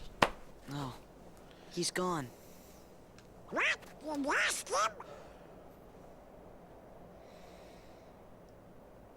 Progue, I'm doing every quest in the game. What now? I think that we better get rid of all the Heartless first. Gorsh moment. Actually, no, Enigma. I still have to play... Hi, Enigma, by the way. I didn't see you hop in. I still have one Zelda game to play. The one I've never played before. Link Between Worlds. Come on. We better get off the mountain. Okay. Yes, Progue. Every quest. And every dungeon. And almost every raid. Anyways, but seriously, why do they make this a big deal? I really don't get it. It's Riku. We all figured that out immediately. I actually tried to encourage my friend when because he'd never actually seen this before, to think that it was actually Ansem, that he had actually made a turnaround and wasn't Riku anymore, or it wasn't Riku at all, that it was in fact Ansem the Seeker of Darkness who was trying to redeem himself. And he actually bought into that right up until it became blatantly obvious that it's Riku, and he's like, oh, okay. It's heading for the city. We've got to warn Shang. Ah, gotcha, Dragoon. I don't know then. I'll have to poke at it when I get there. No, it does not progressive. And you know why? Because it has no goddamn story. A Zelda game is not a Zelda game without story, to me. That's just my opinion. But it is still my opinion. Twilight Princess, without spoiling, is my favorite Zelda game to date. Honestly, who is there to evacuate? I mean, for God's sakes. There is an emperor, a captain, 3 guards, 2, no, it's 3, 3 guards, and Mulan. That's like all the people in this world. But we've already talked about this, the empty worlds problem. And yeah, that qualifies as a no music. And again, see, the thing that I mentioned, the Riku reveal thing, so many of the scenes feel like they were like, oh my god, it's this evil organization guy, what's he doing with the Emperor? And oh my god, it's this evil organization guy, what's he doing here? And oh my god, what's this evil organization guy doing on the... And, you know, blah, blah, blah, blah, blah, blah, blah. And there's so many scenes where they're trying to make you think, oh my god, what's going on, who's going this, and try to add some tension to it, that fail miserably because we know it's Riku! Because it's obvious that it's Riku. Oh, absolutely, Enigma. Are you kidding? I'm sold on that. And that's even before knowing what they're doing to it, other than the graphics change. Third favorite Kingdom Hearts game. Well, let's see. Let me think on that for a moment.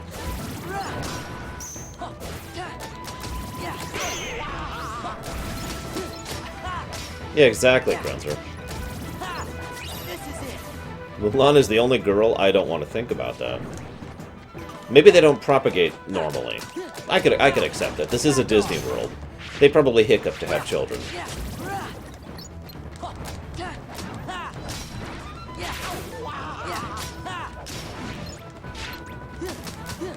I will be honest, I would not be interested in the Twilight Princess HD if it was the Wii version.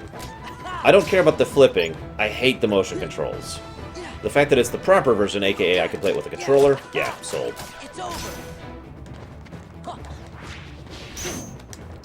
Mismanagement, basically, Frescolo. I like the name. But yeah, seriously, it is mismanagement. Not just mistime management, but problems in corporate on Square Enix's side. They are mismanaging their entire company, basically, and it's affecting everything, including the developers. Neo Shadows are basically shadows which have been allowed to exist longer, if that makes any sense. Or, depending on your definition, because these are both valid definitions, they are simply the natural Heartless that are crafted from people, that happened from people who have stronger hearts than normal. Or, and there's a third thing here, it's possible they didn't come from a person's heart at all, that they are natural denizens of the realm of darkness, and they're simply stronger members of the natural denizens of the realm of darkness. Wait, why is Sora in a drag now? I'm still thinking about that third favorite Kingdom Hearts game. I think, because Birth by Sleep is my favorite, that's easy. I think I'm torn between Dream Drop Distance and 2 as my second favorite. But the difference is, Dream Drop Distance I've actually only really played through about 1.5 times overall. And, so it's really hard to judge a game that I've only played a few times. By contrast, Kingdom Hearts 2 I've played, like, at least 15 times at this point in time. See you around, Fuke. Have fun. So I have a much more experience with Kingdom Hearts 2, and I know exactly its ups and its downs. And all that I love about it, and all that I hate about it. But then again, Dream Drop Distance also has less negatives for me than 2 does, but its positives are also less positive, so I don't know. Either Dream Drop Distance or 2 is, Let's go. Did I just get a capsule? What did I get? What'd I get? A Serenity Shard. Nah. Oh, we're absolutely playing Birth by Sleep. L's to the, I have a PSP emulator if I need to for that one.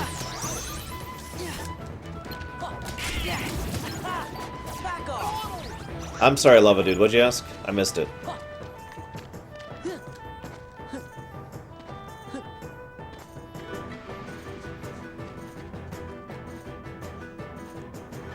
Hey guys, let's be honest. Balloon is overpowered. Like, way overpowered.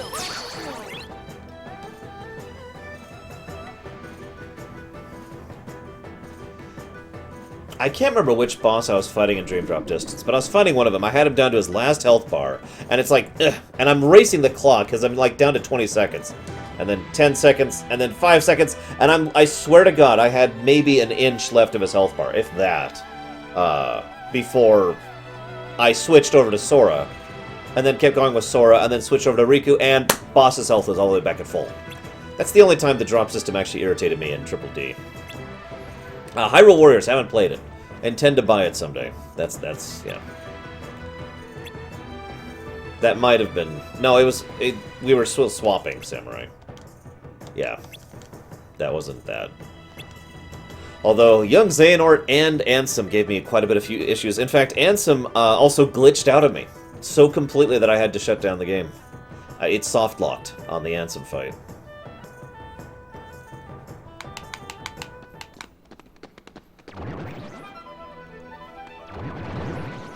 Heartless everywhere. Hopefully Nicholas, which is another game I need to stream, along with Tactics Ogre. I forget. The one where you're supposed to be fighting in a big corridor, except there was nothing to fight, basically. Like, he glitched into the wall and would not glitch out of it, and I couldn't do anything to advance it, and yeah, it was completely stuck.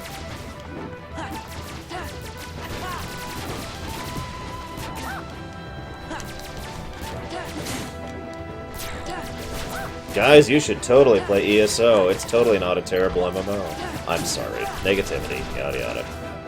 I don't like it. ESO. Bam. The end.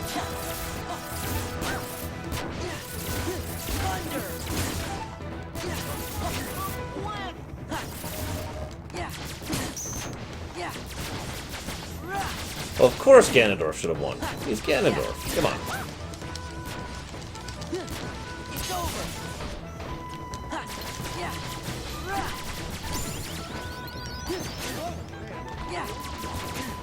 Yeah, wisdom's a little useless. I'm only doing it to level it.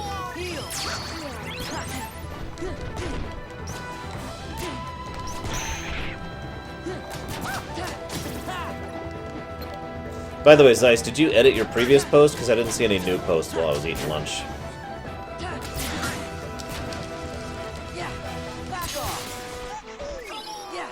Elder Scrolls Online, Shadow. A terrible MMO, in my opinion.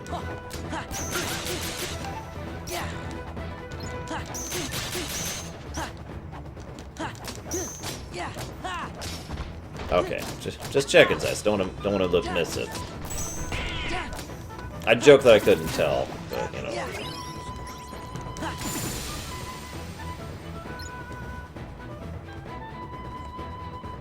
I'm curious how Hyrule Warriors will stand up to Sengoku Basara 3, which is actually a really, really good game in my opinion, and probably the best of that format. Yes, I have played FF14. Not that high level, but I have played it. It's another thing on the streaming docket, along with a couple of other MMOs.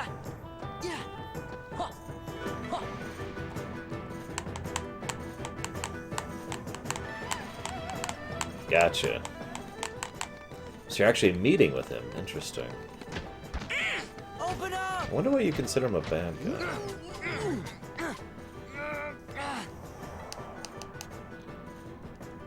Open here! Oh, by the way, I have no idea which emperor this is supposed to be. Sorry. I meant to answer that.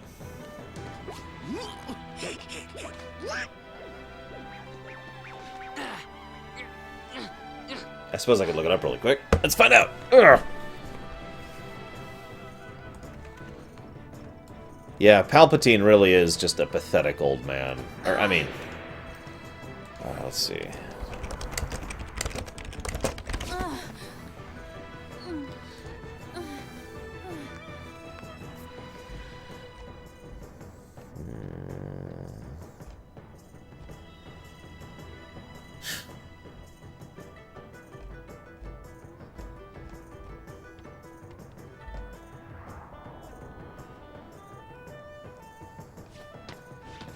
Doesn't actually say his official parallel. So I don't know. That's from the movie, not the game. Hey, it's someone who's totally freaking Riku. This qualifies as a Sora is dumb moment. He doesn't look anything like the previous Organization Cloak guy. So, Sora is dumb. Yes, I have heard of Linkle Paradox. And I have my own thoughts of that one. Riku? Huh? No, never heard of him. Yes, wrong build, wrong design of the shoulders. Wrong length of the actual skirt part. It's pretty obviously not Riku, but whatever.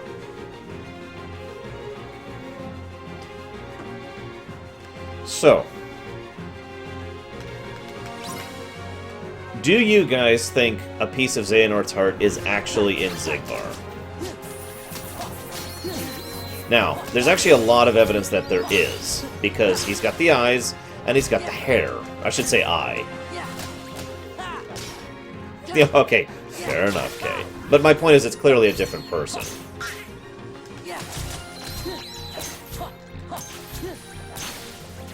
That's probably the only reaction command I like using regularly, just because it's got a cool effect. See, yeah, that's my thinking too, Samurai. But yeah, he's got the ears, he's got the eye, and he's got the hair, all of which are indicative of him becoming... And of course, he flat out says, or excuse me, implies that he's part Xehanort. I mention that part especially, though, because that is very Xigbar. Remember, he likes to lie by basically presenting information and making you assume based on the information he presents. He never actually flat out says, I have a piece of Xehanort's heart inside me. He says, I'm half Xehanort already. That's word for word. And just lets you kind of assume the rest of it there. And yeah, Xigbar says a lot of things, and most of them are, at the very least, deceptions, and in some cases, flat-out lies. Now, I don't want to share something because this is going to be explored in Birth by Sleep, but the statement that is given officially is, the reason Xigbar and Braig have done all of this is because they want a Keyblade. He wants a Keyblade. That's the big official explanation for why Braig is willing to do all the stuff he does in Birth by Sleep, take care of Terranort until he remembers, take care of Xehanort afterwards, join the organization, lose his heart, be willing to lose himself and become mostly part Xehanort, etc., etc. In other words, the official reason for all of that to happen is because he wants a Keyblade. Really? Really? That's their official explanation? I don't believe that at all. I literally do not even believe the tiniest bit of that.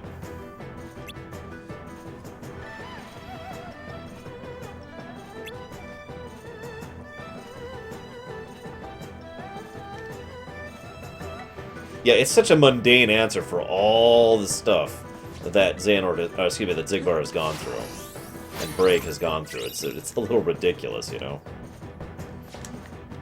Now, Samurai and I have actually talked about this. We both have the theory that he does want a Keyblade, and this might be a shortcut to getting a Keyblade. But that's only like a part of what he wants. One thing what he wants. Not that I'm aware of, Lava Dude, no.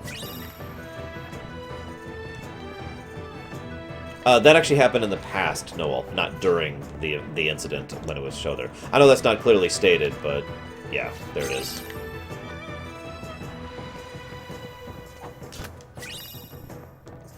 That's kind of what I'm thinking too, Darth Pandemonium. That he needs to maintain the illusion to Xehanort. We know Xehanort has the ability to see into people's minds and hearts. It's a specifically mentioned trait of his, a skill of his. So, Xigbar needs to maintain the illusion that he is going along with Xehanort's plan.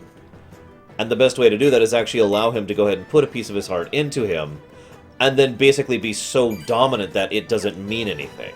That for all intents and purposes, that heart is a captive of Xigbar's heart, if you follow.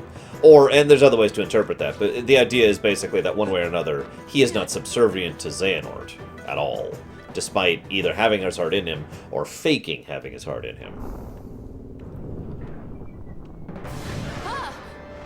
Hello, irritating boss. I hate this boss fight. Even on hard mode difficulty, this boss is just kind of... dull.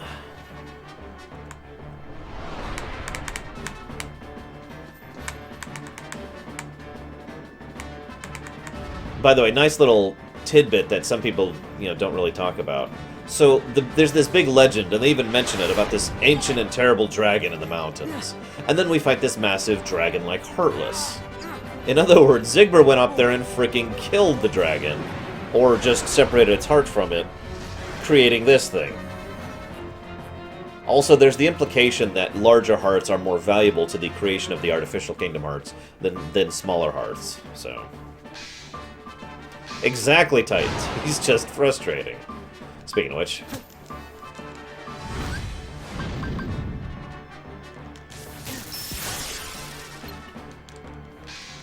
I think... Yep, we're good. Whoops, I'm locked onto the wrong thing.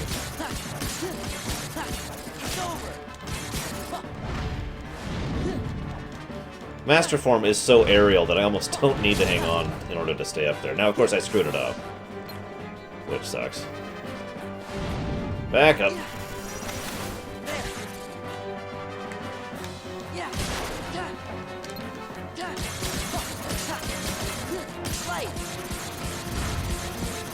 I like this attack, too.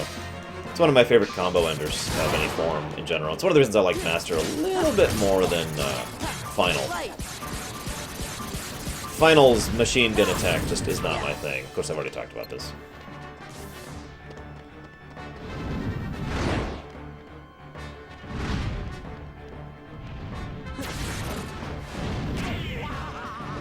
Asshole.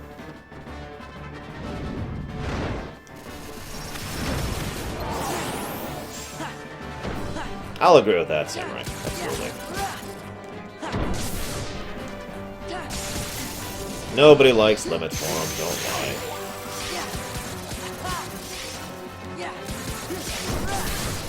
Actually, I've heard a fan theory. You know how people like to try and guess which boss is which of the nobodies Heartless? I've heard some people say this is Larxine's Heartless. I'm not kidding. Don't lie, Samurai.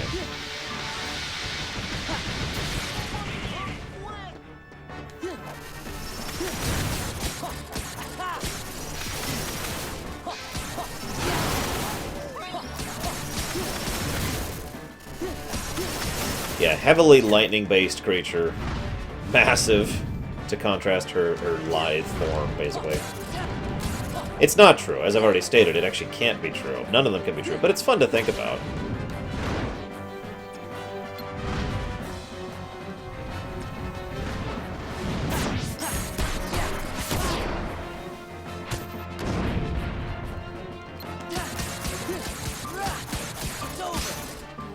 Lava, we all know you're nuts.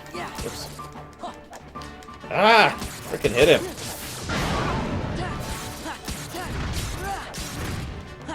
Yeah, I know, Nicholas. Like I said, it's not true. It's just fun to think about.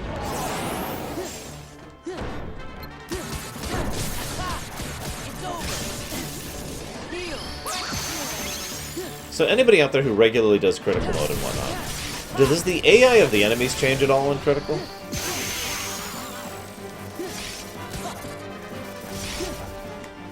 I actually agree. It feels like its back is a little more, well, lithe, I guess is the word, than it really should be. Damn it. Ugh.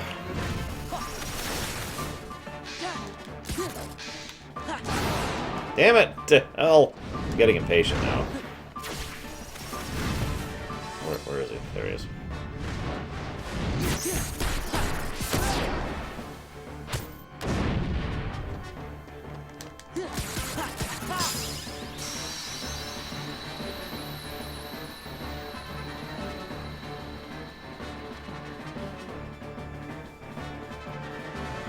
Part of the reason I ask is, as much as I, tend to prefer playing on harder difficulties than this one in the Kingdom Hearts series, near as I can tell, they are a pretty definitive example of artificial difficulty.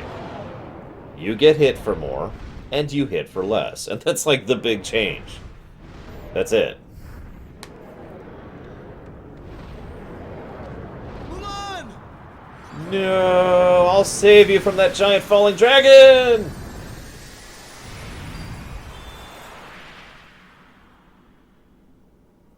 Way to go! Honestly, I feel the mushrooms would be a better example of proper difficulty. Even though it's gimmicky, at least you have to think your way through the fights. You can't just, you know, mash them.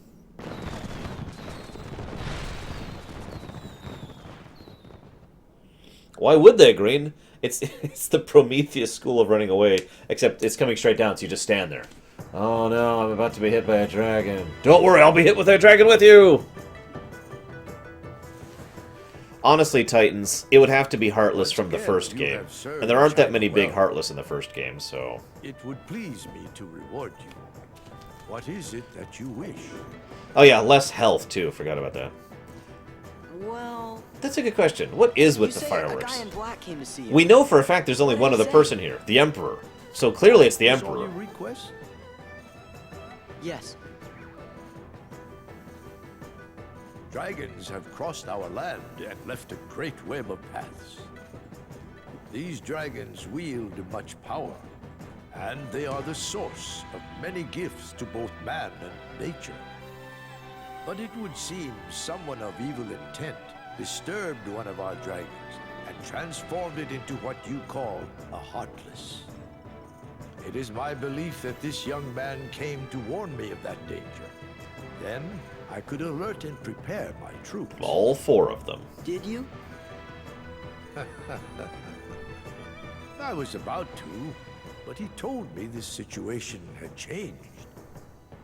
He said 3 wise guys had arrived, and they would take care of things. You notice how Mushu isn't in the second half of Mulan at all, by the way? That's gotta be Riku.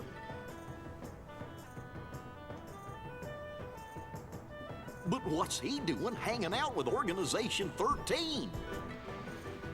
No idea. But at least I finally know he's okay. That's good enough. By the way, one of the other mysteries that's kind of ruined by the modern telling of these stories is we're all supposed to think that there's something up with Mickey and Riku trying to pretend to be members of the organization because they're wearing the cloaks. And the cloak is obviously only indicative of the organization. We find out later that that's not true. The cloak is just a tool. It's something that helps to defend against the darkness for someone. Xehanort used it himself well before the events of these games. And Diz uses a form of that in his cloak. And so does an individual in Kingdom Hearts Kai. But we'll get back to that later. I haven't played anything with FF15 Enigma. I do not have a PS4. Now then, Mulan, do you have a request? I'd like Shang... the captain. Yes, yes, my dear, what is it? Could the captain have a vacation, please? Yes, Pandemonium. I think that would work. Expected such humble requests. In this case, I'm afraid I must refuse. Captain Lee's responsibility is to protect the Emperor. And yet, Mulan, Yes. would you like to serve alongside him and protect me? I know this is kind of different culturally speaking. It just amuses me that she's like, I'd like you to give your bodyguard a vacation for his own sake and so I can spend some time with him. And his response is, well, I can't do that. However, what I could do is make you serve me for all time! What? Not really Two leagues Enigma, no. together are stronger than one. But the choice is yours alone. Thank you, Your Excellency.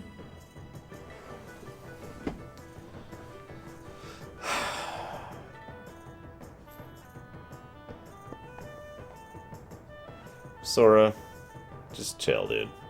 You'll never see Kairi again, okay? Just accept it.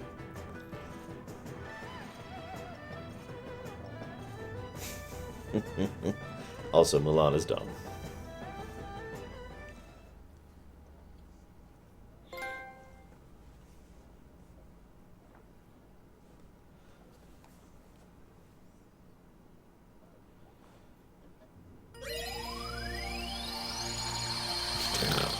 Yeah, the Emperor's like, now go away. I want to set off my fireworks, damn it. Hey everybody, I'm picking up a strange reading. I wonder what it is. Sure.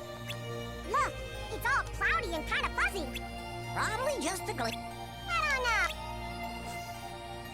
know. Well, let's go check out this strange reading. Oh my god, it's huge! I would like to say that I actually like the fact that the world that never was is so much larger than all of the other worlds on the overworld map. Now here's a question for you. Do you think the size of the world that never was is part of lore? Or if that's just a gameplay mechanic to show you that that's the last dungeon?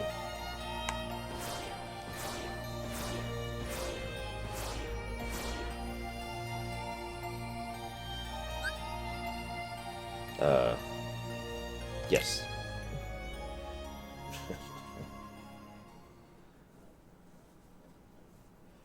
No, it would be worse green. What if their daughter looked like Aqua?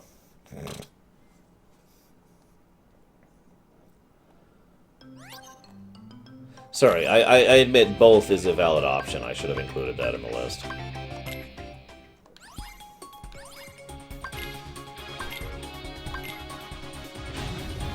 Oh, agreed, Celestial Drifter. Both times we see it.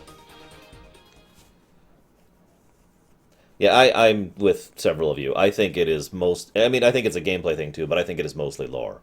I think the castle, the world that never was, is absolutely gargantuan. Mostly because it kind of gets across that point of the vast emptiness that is the Nobodies in general. Furthermore, it just kind of seems in Xemnas' style to make something so ludicrously oversized. And as we've already pointed out... Whoa, he actually latched on. As we've already pointed out... there we go. Oh my god, leave me alone. Oh, I'm actually getting hit by stuff. Holy crap. I'm losing concentration. Holy crap. The world that never was, Samurai. As we've already talked about, most of the worlds are basically, at least in the way they're presented, slivers of worlds. They're not actually an entire planet worth of stuff. But that's mostly because of the interpretive nature of how they work and the pieces being pieces of the original reality and all that fun stuff, right? It is entirely possible that since the world that never was, which is an artificial world, a constructed world, it is that much larger because they never actually made the... They made it that way. They deliberately designed it to be the size of an actual world, which would also kind of make sense because it would make it sort of the prototype world, not only for Xehanort's plans but for Xemnas' plans in general. And yeah, it's the world that never was is the only place where it's this massive empty place in Kingdom Hearts 2 that totally makes sense because it should be this vast empty field of abandonment. Oh, jeez, that hurt. You know, that actually makes perfect sense in lore, in my opinion. Hate these cannons still.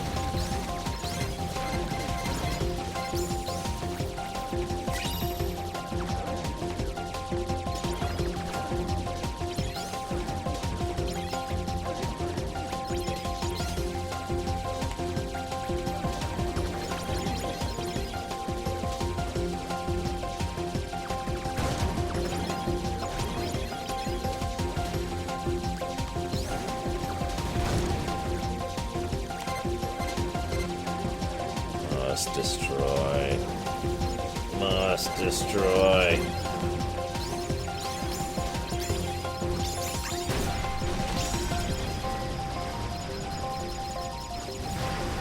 Depends on if it was a proper remake, Pandemonium. But assuming that is what you're asking, then yes, I would.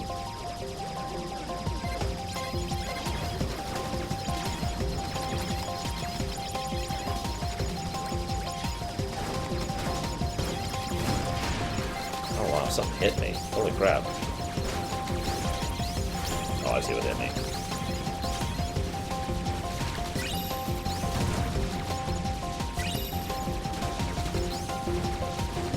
But yeah, I'd probably buy that if it was a proper remake.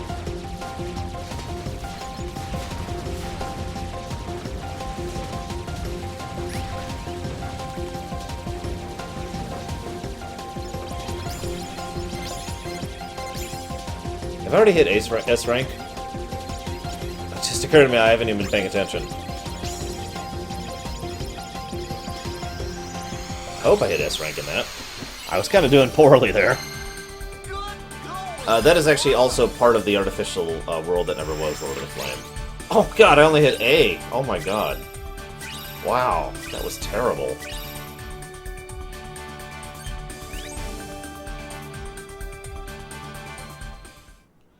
Oh well, I'll do the rest of that later. Anyways, but yeah, the city, no one lives there at all. The city is completely devoid of any life in it whatsoever. That's part of the point. It is just this abyss.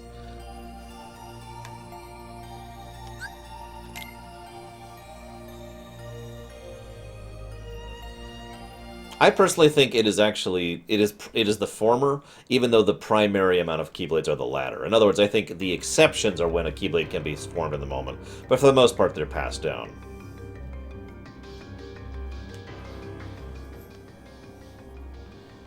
I'm sorry, forgive me for quoting Yahtzee here, but I'm reminded of his review of Dark Souls, I think, actually.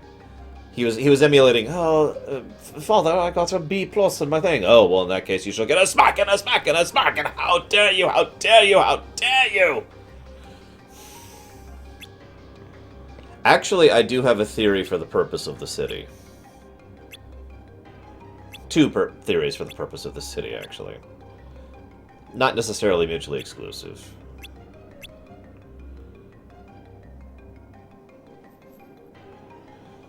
I actually built the castle that never was in Minecraft once, Lava Dude. Inside and out. I was very proud of it. Herc, you feeling any better? Feeling any better, dude? Well, same routine. Wonder Boy here thinks his hero days are over. And Phil thinks it's all in his head. Gorsh, Herc, we know you're a hero. Yes, I'm right. Blunder Boy.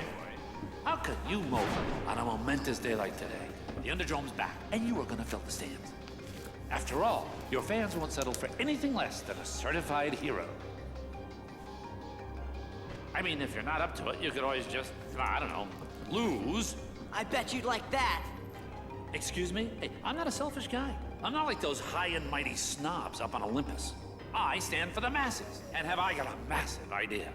The games, I can't say it right. Are back. The game. I can't say it. Truly, Hades, the one and only Lord of the Dead, brings you the Ultimate Games to celebrate the reopening of the Ultimate Coliseum. We'll finally answer the age-old question: who deserves the title Ultimate Hero? These games are going to settle the debate once and for all. The winner reigns supreme. Of what? You guessed it, the Hades Cup! And I assure you that the great Hercules will be there, otherwise... you'll never see your girlfriend again. Low life. You're too kind, kid. Because Zeus is an idiot. I mean, really. Is the games, there we go. Is there any, like, purpose in doing the games other than completion's sake? Because I don't remember any benefit, since you don't actually get any, like, loot or experience from fighting them. Well, see you around, Mophimus.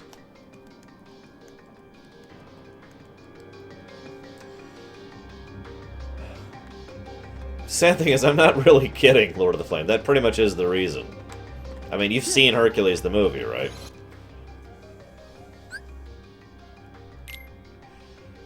So I do need to do the Goddess of Fate Cup to get an Orichalcum Plus. Because I need Ultima. I need Ultima for the data battles and for Lingering Will. Alright, let's get our grind on a bit. Actually, I'm really not a good level for this. We'll do the first one really quick.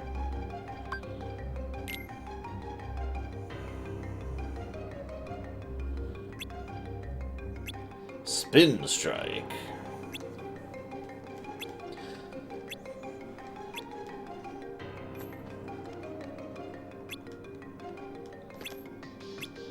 Meanwhile, Hercules is still being emo.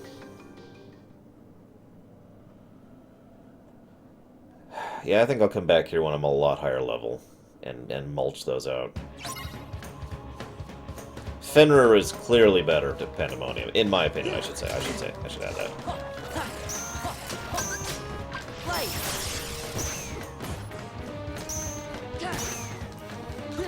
I've gotten Ultima in the non-Final Mix version of both games.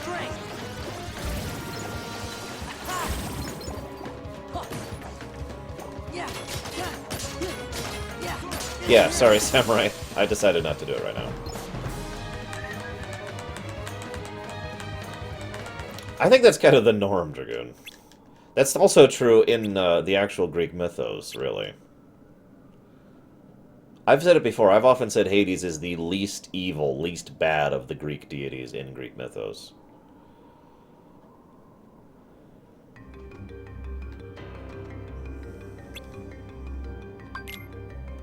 Hey, Nerdman. Yeah, no kidding, Samurai. I was actually a little worried about that, based on how it was in Final Mix 1.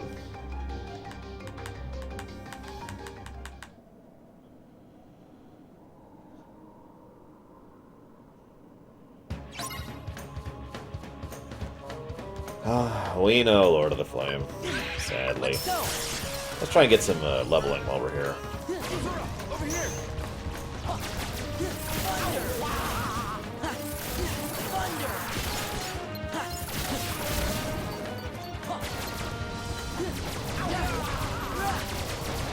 You were right, Nerdman. You were right.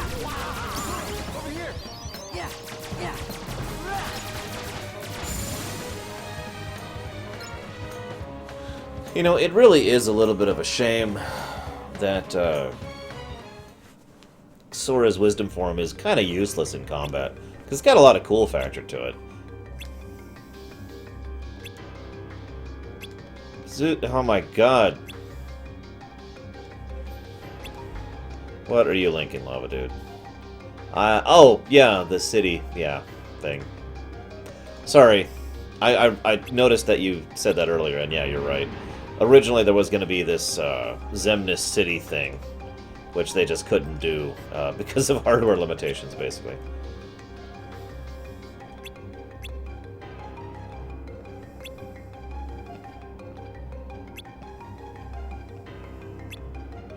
So this is extremely ill-explained, and I think that's on purpose.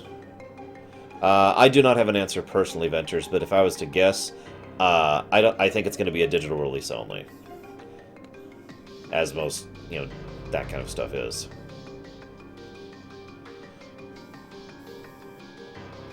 I do too, Samurai, except for that one. And the one where he knocks you back constantly. I don't care for that one all that much.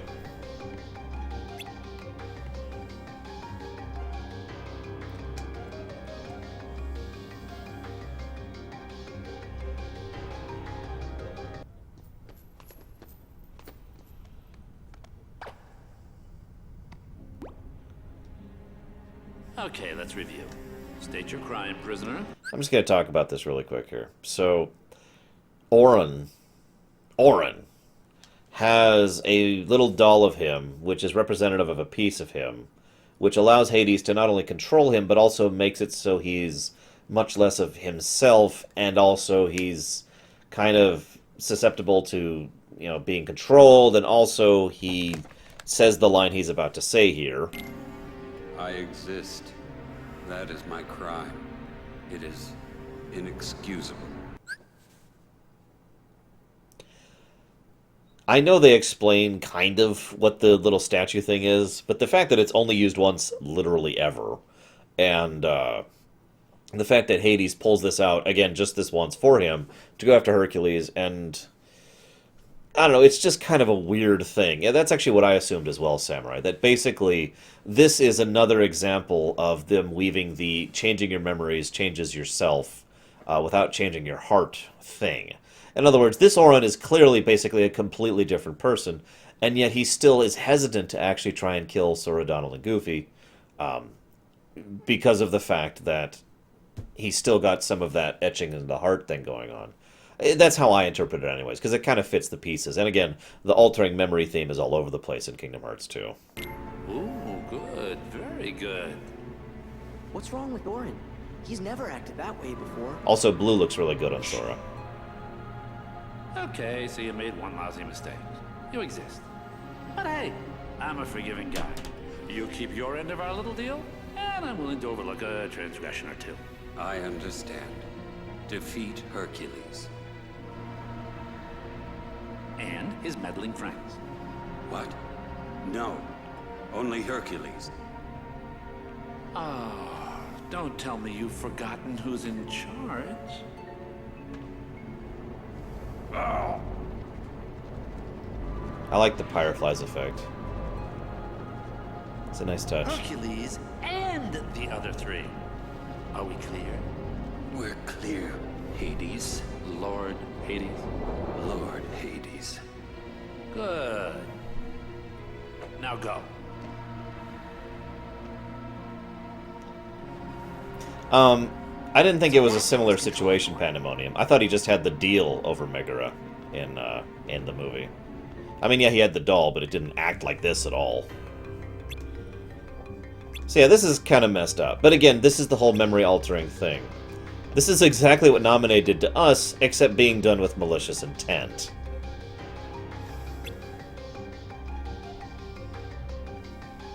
Yeah, that's kind of what I'm thinking too, Kay.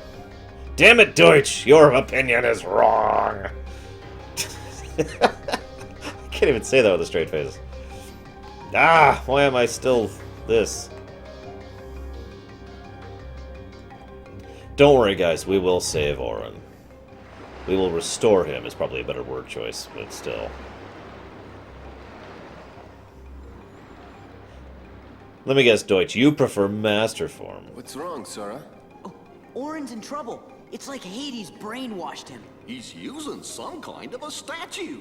You know something? That sounds kind of familiar. Cecil, Pandemonium. Hades may be using the statue to hold Auron's free will hostage. What do we do? See if you can find that statue. It's gotta be somewhere in the underworld. Right. I'm on it. Tell me you're not thinking of leaving. You've got a match coming up. I'll fight Auron in the final. One-on-one. Oh, you will? Alright. I'll draw things out to buy you time. Yes, Samurai, you are the only one. Just hurry back. I know you can do it. Congratulations. You've got a deal. Thanks. On one condition.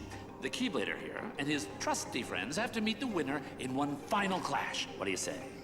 That'll drive the crowd wild. It better. I promised the crowd the event of their afterlives. You know me, Kay. I like Flash. Yeah, sucker. You know, for me, the rest is smooth sailing. Meh.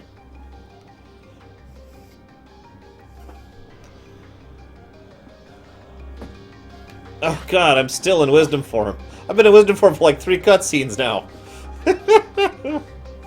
Sleep, Chongo, sleep. Actually, I need to kill stuff here. So, let's do that.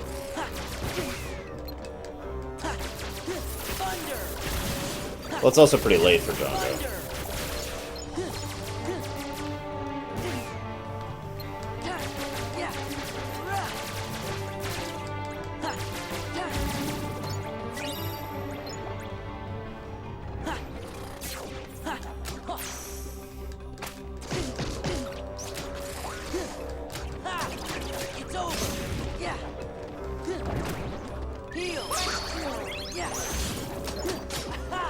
I suppose I'll agree with that, Kay.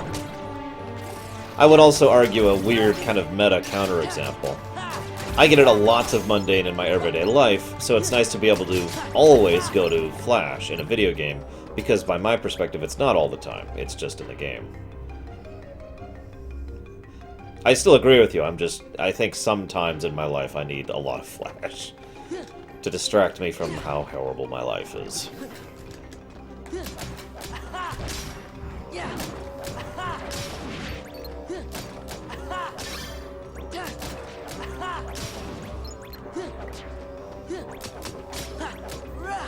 Absolutely, Pandemonium. There is no optional boss we're not going after, except one. Unless Samurai makes me, because he does have that right. And that one is Monstro. A just tremendously irritating fight. That is a super option. Well, one of the higher optionals in Birth by Sleep. A very, very dull fight. Very irritating fight.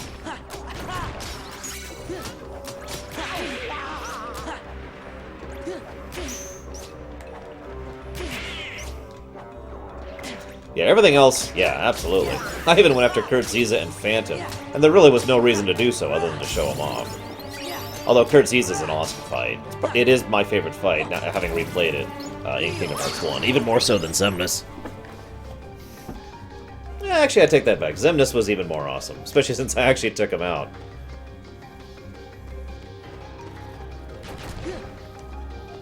Yes, Samurai has a little Arshe and Gaia statue. He has altered my memories.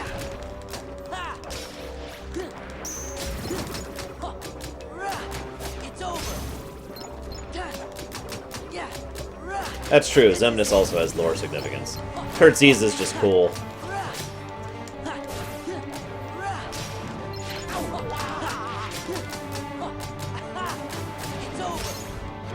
So I've never actually,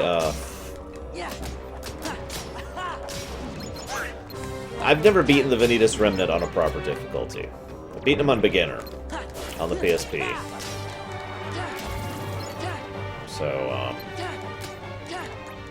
we'll see. I am going to be trying my damnedest on him and on, you-know-who. The Unknown. Although, since this is a lore one, I can just say it flat out. I am going to be trying really hard to defeat young Xehanort as well.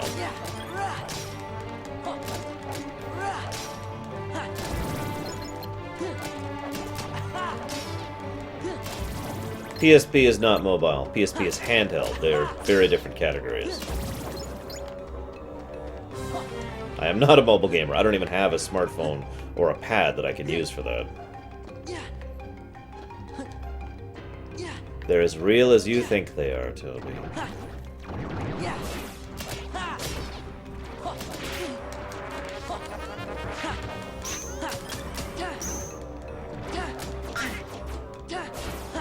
I'm sorry, Titans.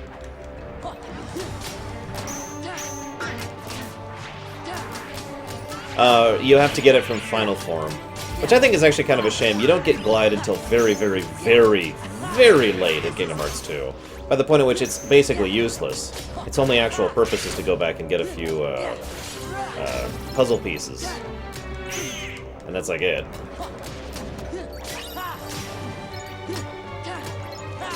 I'll put it to you this way, Fuke. A mobile game is designed to entertain you for a few minutes or hours at a time, and then be put down. A mobile game is designed to not get you invested. And most mobile games have economic models where you constantly put more money into it. For example, you pay $2 for this, or $5 to unlock this, or whatever. A handheld game is when you get a game, buy it for 40 bucks, and play a full game on here, just like this.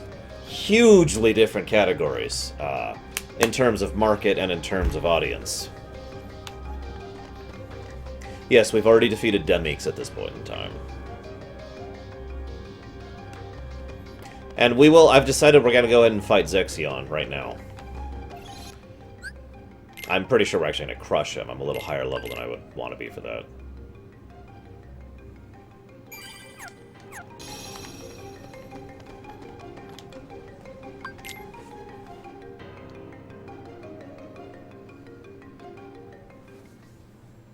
Yes, Data Demix is probably going to crush me. Wisdom, Firaga, go!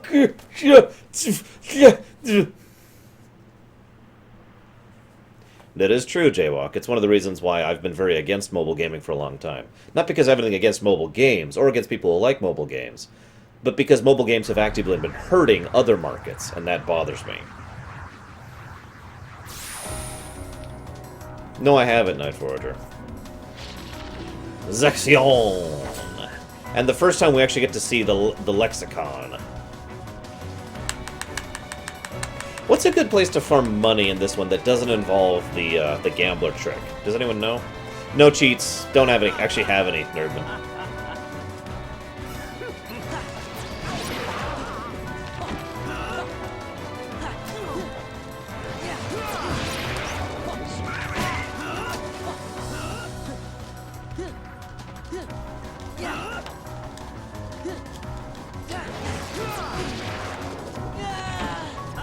I hate doing the gambler trick. I'm too twitchy for the gambler trick.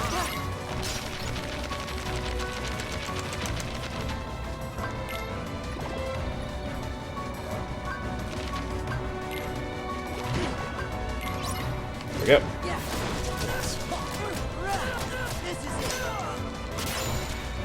I just like to say that I actually really like the XIII fight here. The lore XIII fight.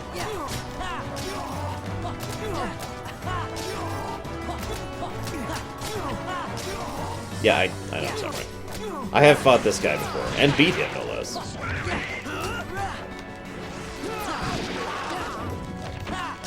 Absolutely no similarity whatsoever, Knife Order. Although there are some theories, I guess this is a good time to talk about that. There are some theories out there that the Lexicon is actually the Book of Prophecy from Kingdom Hearts Kai.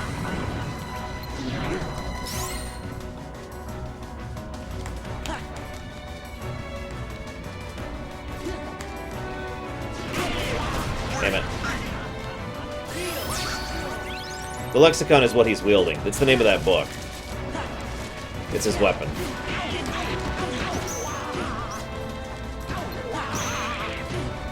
I don't buy it either, but I do think it was based off of the Book of Prophecy. For reasons I'll discuss more thoroughly when we get to Coded. I also think it's part of the reason why Xemnas feared the book initially.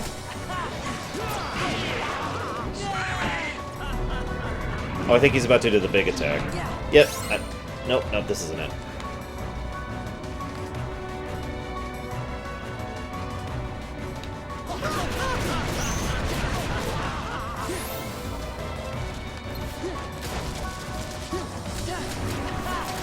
Yeah, XIII is probably the closest thing to a true mage type that they have in the organization. Even more than Vexen, which is the other one who has a good take on that idea.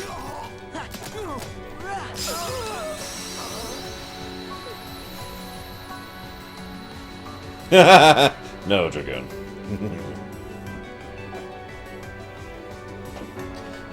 Like I said, the idea being that the book actually it contained lots and lots of info. In other words, too much info. Actually, that is a theory I've heard, Lord of the Flame.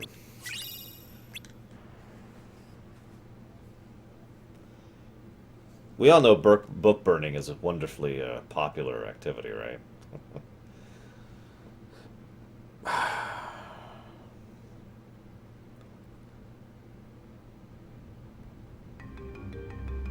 Ah, lol, Nicholas.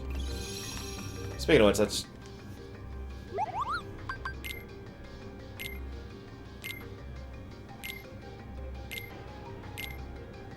Nice, progressive. Okay, can I make anything other than AP boosts? Looks like that's a no. AP boosts are usually what I use to level up by memory. Does that mean... I think I have to. Yeah, I do. So, yeah, AP boost. And I'm out of mats again. God, I hate the grind of the crafting. I've been able to make one thing. Actually, I might be able to make like one more thing. Let's check that really quick. There have been a few that have changed, Nerdman, legitimately. Only a few, though. Kingdom Hearts Kai changed the variables more than a bit.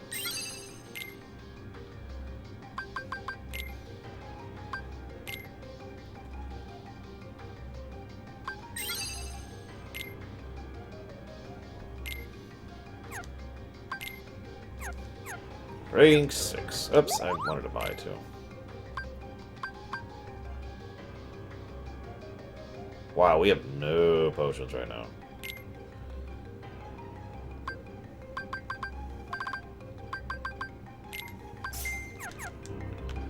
No, I would not, Nerdman, because I can't actually play it. Also, it's not done yet.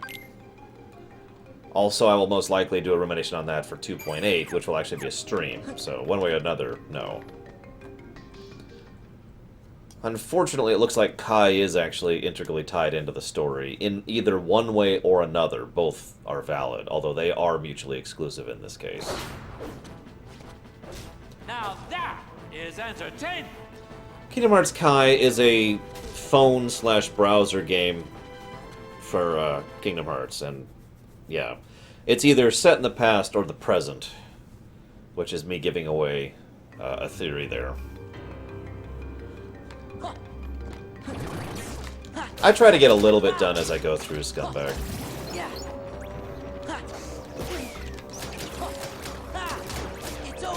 Lord knows I will literally need to do crafting in this playthrough because I'm doing the optionals. So, one way or another, I'm going to have to do a lot of grinding once I get through the castle that never was. As long as it comes out on PC, Nerdman, yes.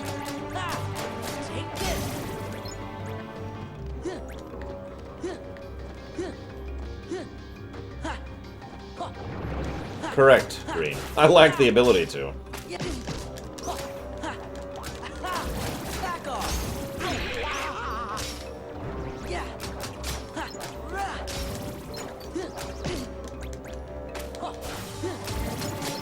Kingdom Hearts Kachi. And its immediate sequel, Kingdom Hearts Gilfa. Why wouldn't Hades have a skateboard, man? Come on. Think about this logically. It's Hades.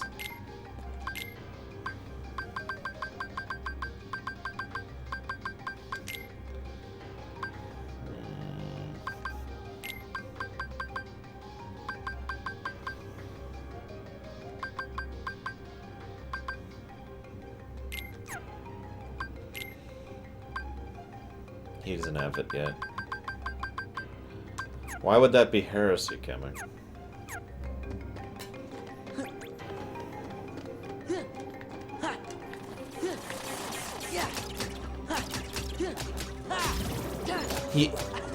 Well, see, this whole time, you might wonder why Hades isn't here in the underworld. The fact of the matter is, he's chasing down piece of candies as we go.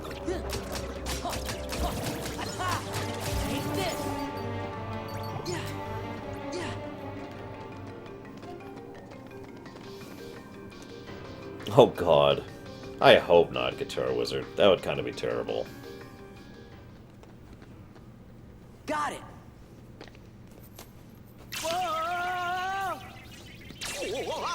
Goofy, Donald, you're all very, very dumb. It is not too late.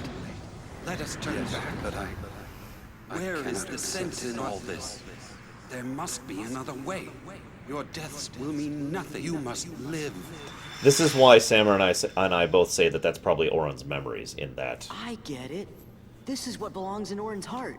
Gorsh, he must have had a pretty rough life. Gorsh moment. Yeah, but in the end, that's really what made him stronger. Let's give it back.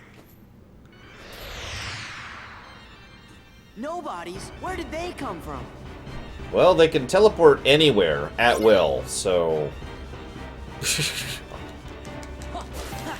Yeah, I've heard some people argue that this is the one and only Auron that is actually from the original games, and it's for that exact reason.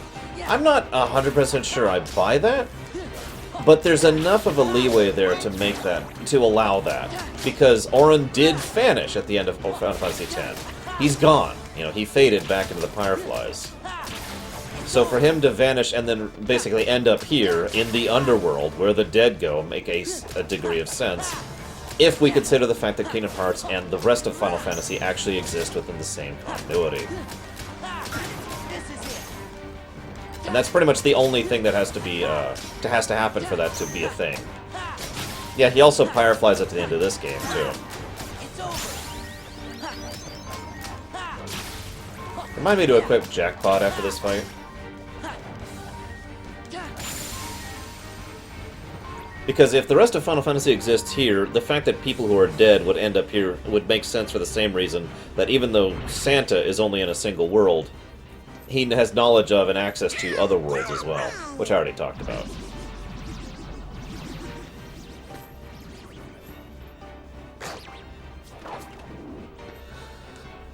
Not what I had in mind, but I'll take it. We better skedaddle. But, as near as we can tell, the only one who might have the claim of actually being the original character is Auron. Everyone else is clearly an interpretation based on the original. I may not get a chance to equip it. That is awesome, Chaosbringer. Oh, hey, I do have a chance. What am I doing? I'm equipping Jackpot. Right. I remembered. Totally. And I don't have that yet because I can't level limit for him anymore. And I don't have anything else I actually want yet. I don't have Explosion, by the way, which is kind of weird.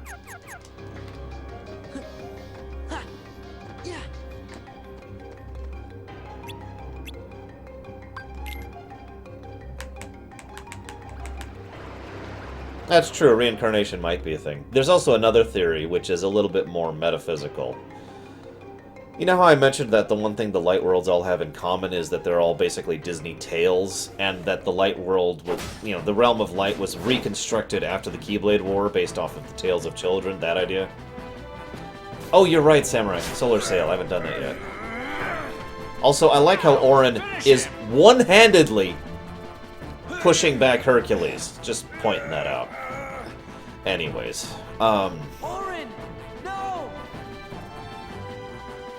hang on, this is actually a really cool scene, so I want to pause this. Anyways, the point being, it's entirely possible that prior to the Keyblade War, Final Fantasy, the Final Fantasies were other worlds within the Kingdom Hearts setting, and the Keyblade War destroyed them along with everything else. And so then the pieces were kind of put back together wrong. That's why we have these pseudo, not quite actually congruent characters from Final Fantasy and Kingdom Hearts. And it would basically be a reincarnation thing. In Kingdom Hearts term, it's the same heart, but a different everything else.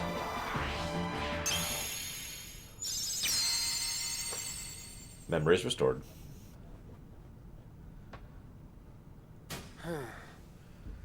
I love that he was pushing back Hercules there. Sora. Because of course he was. Donald. Goofy. That counts.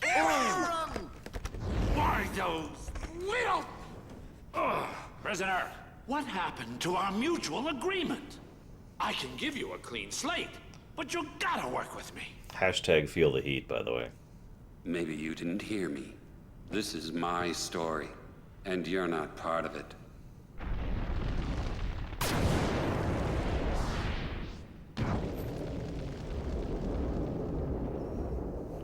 That's it! This game is over. I've played by the rules so far.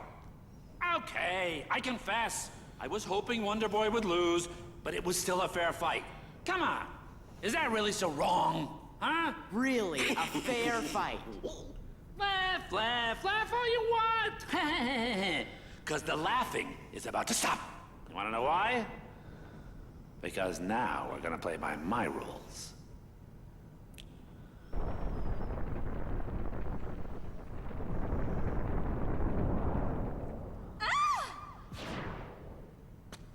Meg!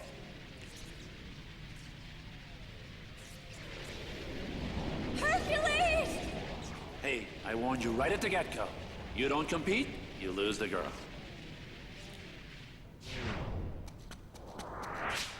No! Meg! Hang on! Yes, theoretically, Fugue. Looks like Wonder Boy has dropped out of the stand. Well, you've still got us to deal with. Oh, yeah. This is gonna be good. Feel the heat. Auron, still awesome.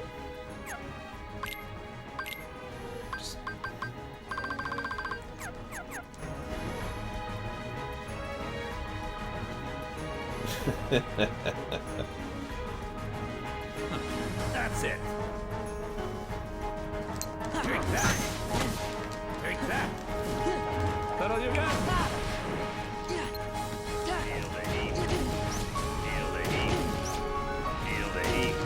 Damn it.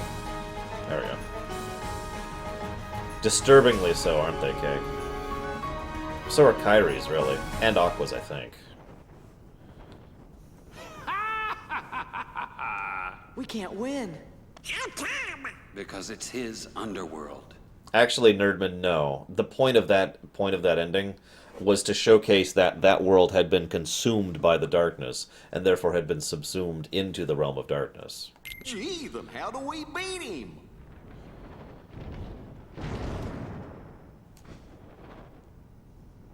I think a true hero should be able to help. But you... I owe you one, Hades. I didn't hesitate to give my life for Meg's, and then I remembered. A true hero is measured by the strength of his heart. Roll my eyes. Pete is a true hero, guys. I'll never forget that again. Just Again. no more crazy stunts. People always do crazy things when they're in love. Oh, for Christ's sakes, get on with the fight! What is so funny, you imbeciles? How dare you? Yes! Music! How dare you? It's the awesome song, too.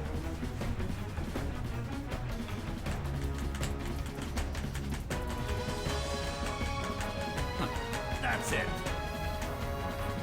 You won't have a true hero. Right.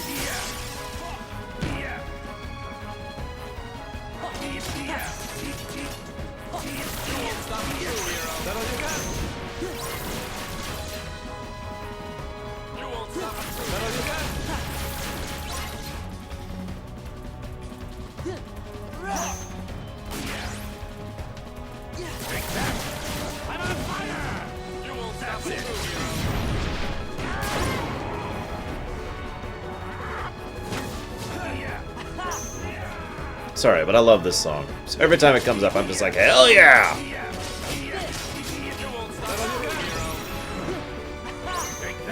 Oops. Didn't do that.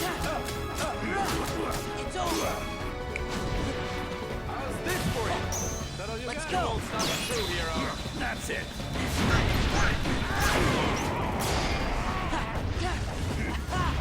Feel the heat. You won't stop a true hero. You won't stop a true hero!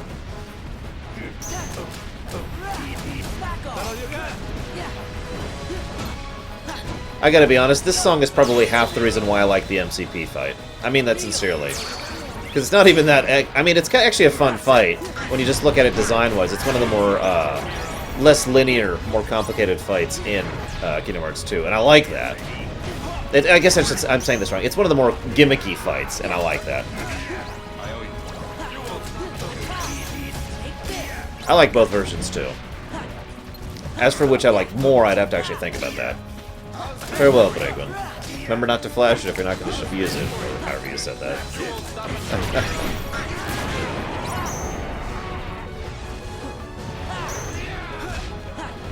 And happy birthday again. You are horrible progressive. I wonder how many people don't know about the burn to the ground thing.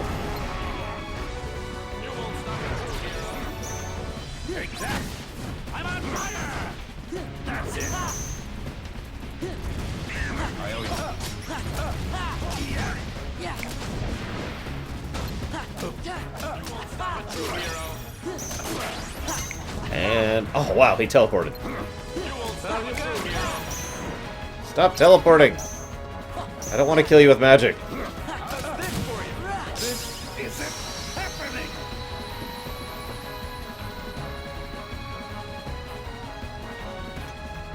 Zeiss, you can't stop a true hero from saying that.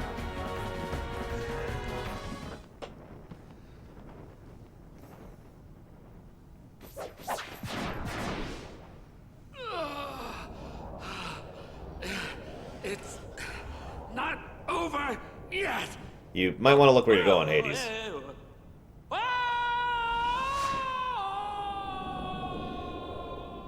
You know, funnily enough, storyline-wise, we don't see Hades again after this. Real Hades. We see Data Hades, but that's it. The next Hades we see is actually in the past. So maybe he never got out. Mickey and Yoda are actually so alike in so many ways that I wouldn't be surprised if it worked out. I lived my life defending others, but now there's no one left to protect. Maybe it's time I shaped my own story. FF10-4. Yeah, Auron. you deserve it, Auron. After everything you've been through. I suppose I should thank you. Not at all. Fine. I mean, sure, you could thank us a little. You should say what you mean. A very Auron comment. I guess I could spare a few words.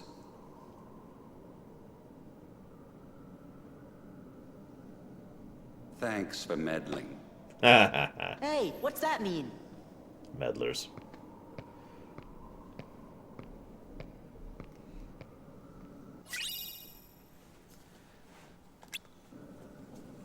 And there's one of the ugliest keyblades, in my opinion.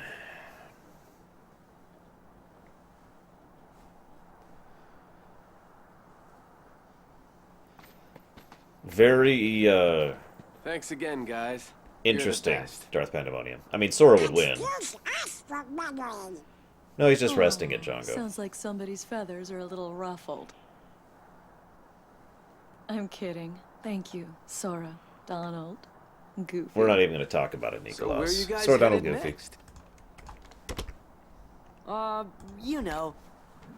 You two lovebirds seem to be getting along just fine without us hanging around.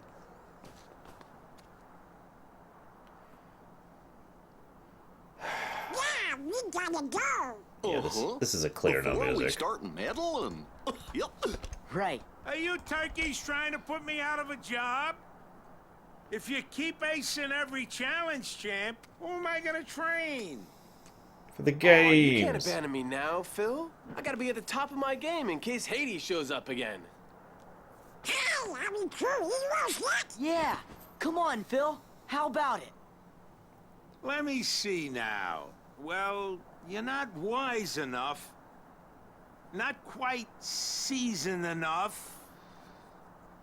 Okay, okay, we get the hint. Look, kid, it's not my call. Ah, silly. Course if it was, you'd have no problem. I'd make you all heroes in a heartbeat. Really? Say it again. On second thought, if those are your hero faces, you still got a lot of work to do. Ah, what do you mean? Go away. I have to say, I find it funny that apparently the gods of Olympus disagree with Phil's assessment here. See that? Well, what do you know?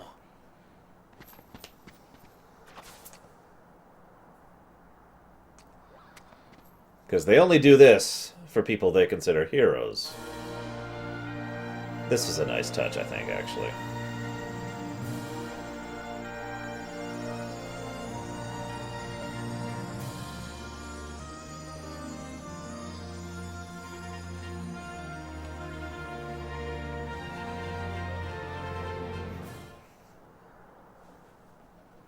Yes, I did, Aguiar. Hail Hydra. Or wait. Of course, Lord of the Flame. No. No. Oh.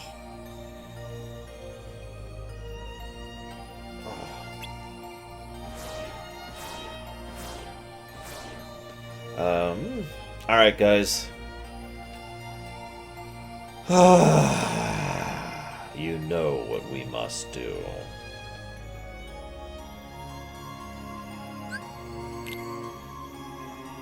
Wait, do we have the ability to do it yet? I don't remember.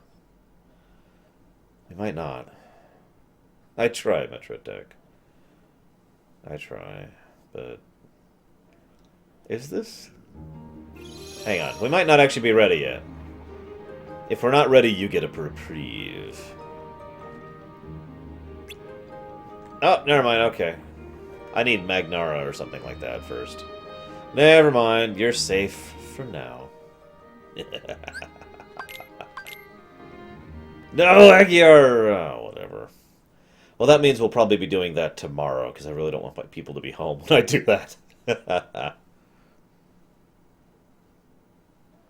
Damn it, fix the buffering. I'm not even streaming at that high a quality, and I don't want to stream lower. Hang on, let's finish these out really quick. Yeah, I guess we're already done on that. Never mind. So, time for Port Royal. The second time. Now, this time is actually much better, even though, you know, the lines are still a little bad on Jack. At least this point, we're not just aping the damn movie, and it has some significance to the overall plot, setting, characters, etc.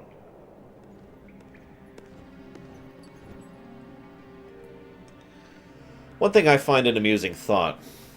Why do you guys think Luxord wasn't affected by the curse of the chest? Now, I have my answer for this, but I'm curious what you guys think.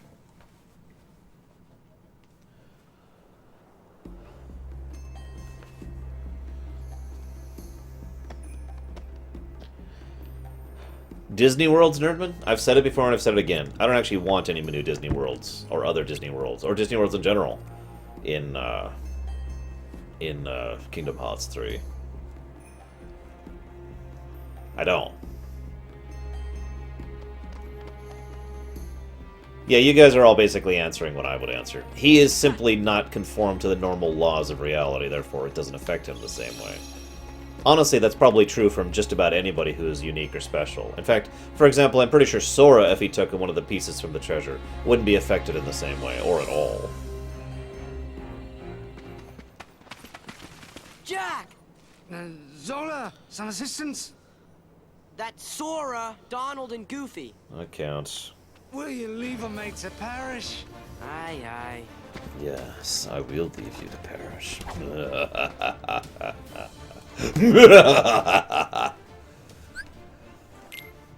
Get out of my party.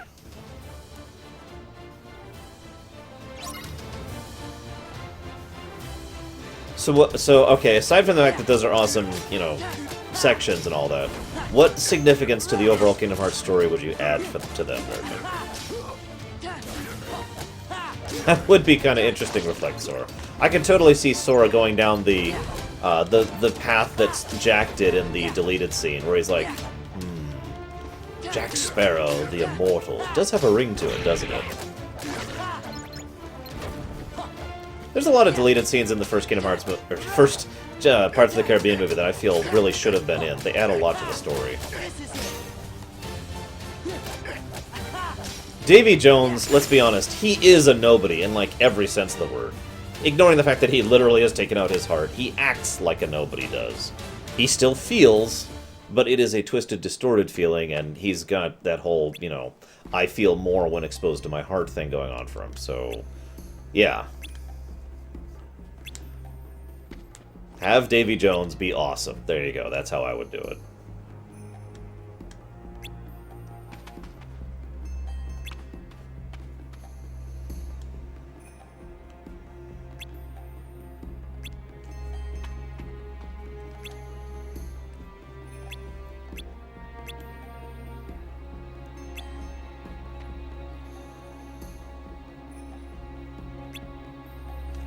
There's that frickin' animation again.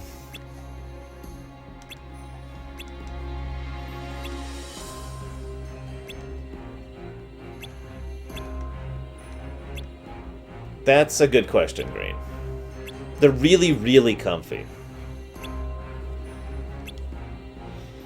I mean, we know the moment, it's so they don't... Oh, he's got to say the line again.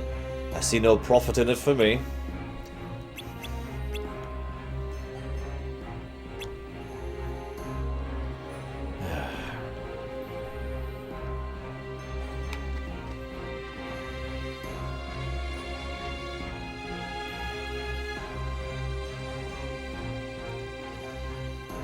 Now, if you're going to do Atlantis like that, you know what I would like personally? If Atlantis was in the realm of darkness, not light.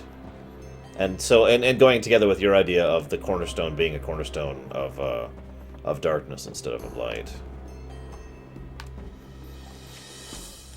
Okay, so this is insanely hard to get. We've actually gotten this before at this point in time, before you get the maxed out jump and all that. I'm gonna only give this a couple more attempts, but this is insanely hard to get without maxed out everything. Because there's actually a rope in the way, so you have to kind of jump around it. Yeah. But we've gotten it before cranking this stuff out. Once. Just about 2 weeks ago. Come on. There we go. Ah! Damn it! I had the angle wrong in that initial approach, otherwise that might have done it.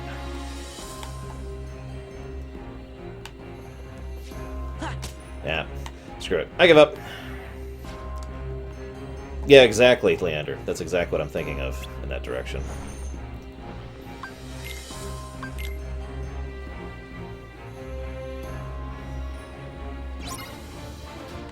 It's an ambush! You guys don't drop crafting mats, so, I'm telling you guys, I would really, really like to see more of the Realm of Dark in Kingdom Hearts 3. If I had one request for Kingdom Hearts 3, that is it. More than anything else. As much as I want multiple protagonists, as much as I want to really have Sora's character, you know, finish his character development, as much as I want Aqua back, as much as I want Leonard Nimoy back. The one thing I would really want, that's feasible, is to see more of the Realm of Darkness.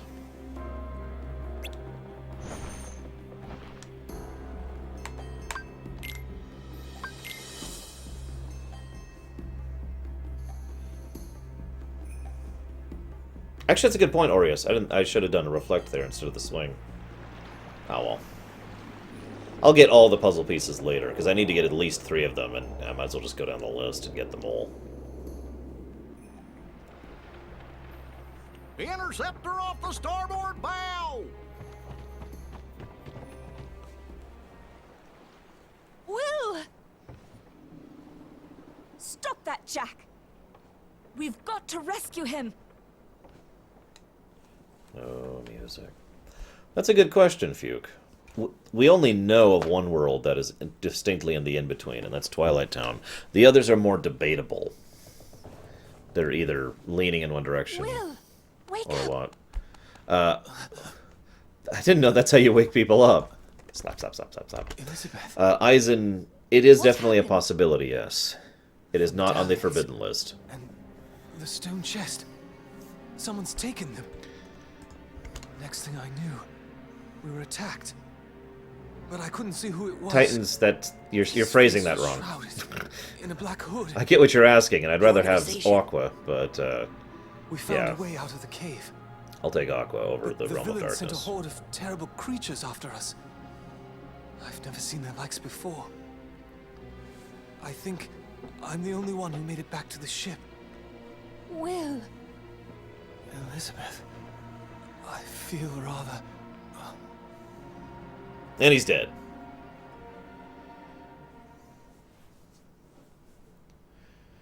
Our turn, guys. Wait, what, Zero? You'd best go prepared. We've no idea what's out there. Damn it. Pardon me, lads and lads. No cuddles, Your Aqua. captain will have no monsters today. Thank you. We're turning for home. Really? Just like that? Just like that. Yep, he's the only one of the crew who survived. There was totally another crew there. Just like there's another crew on this ship.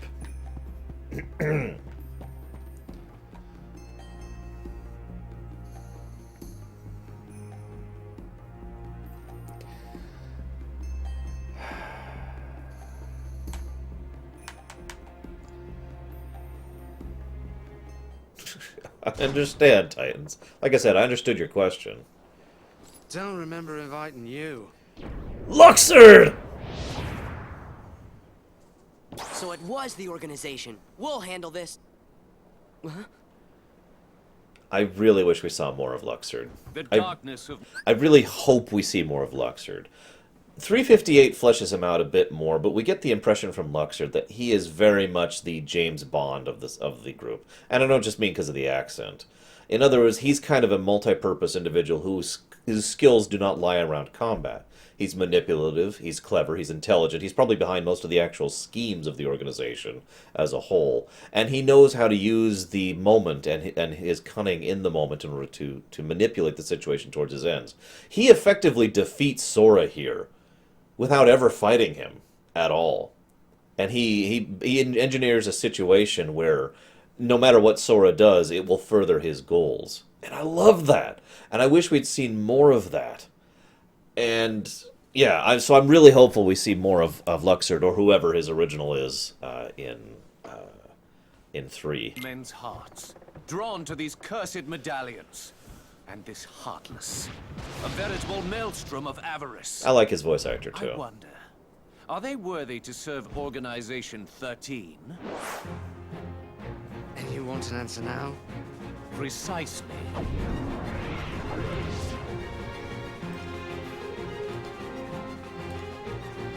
Oh, ha, ha, ha, Night Forager. Organization 13 is ostensibly the bad guys, Fuke. It is, of course, more complicated than that, but yes. It's basically the answer to your question. So this fight's just kind of a... okay. It's the next fight that's really awesome. The actual boss fight of this world, the second time through. And once again, using the concepts of the movie to further the ideas of the series. Again, the Heartless created out of the curse. That just makes so much sense, I don't even know how to put it. Yeah. This is it. Back off.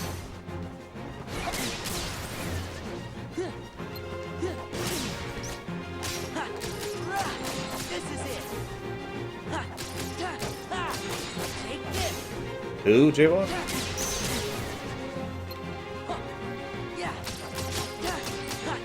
You know, I have to admit, I'm a little surprised we're still managing to use the Kingdom Key.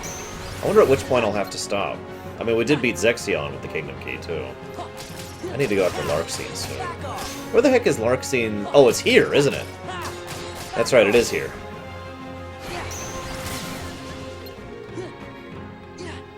Ah, gotcha, Deutsch.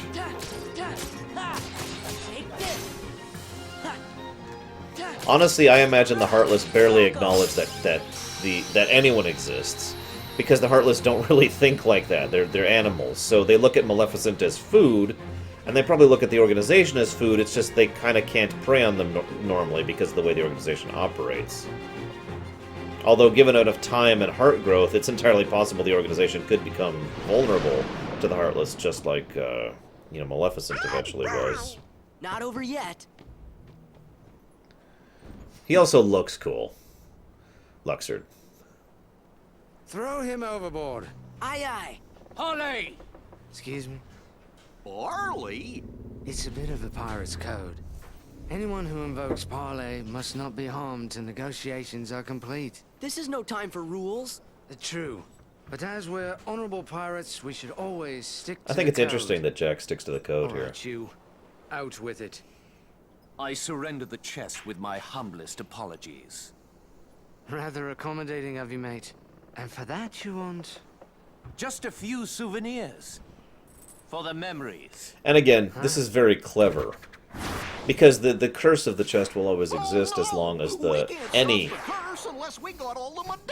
What Goofy just said. By the way, about to learn what it means to cross a pirate. that qualifies as a Gorsh moment.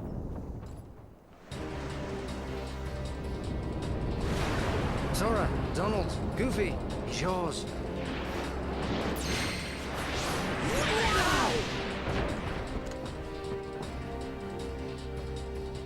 And again, this is how he defeats the group, without even attacking us at all. Fire! I just love the cleverness of this plan. Hello, Ericus. The orange. Etokus? Anyways.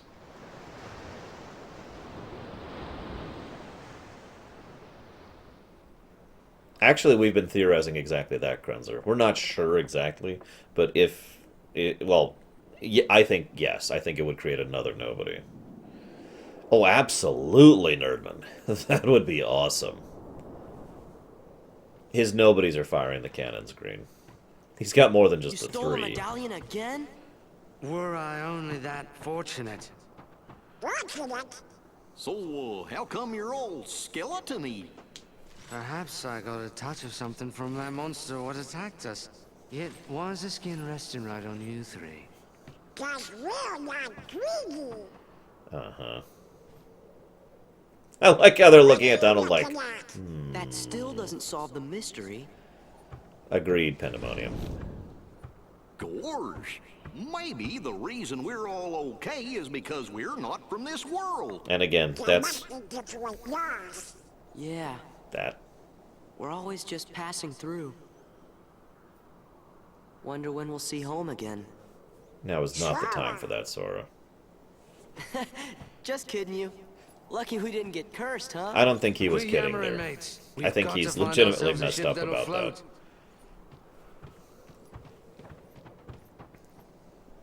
Alright, guys, big spoiler alert. The last boss of Kingdom Hearts 3 is Kairi. No. Goofy, because he's actually been behind it the entire time. Okay. Now I can summon some other thing, which I will never use. Ever.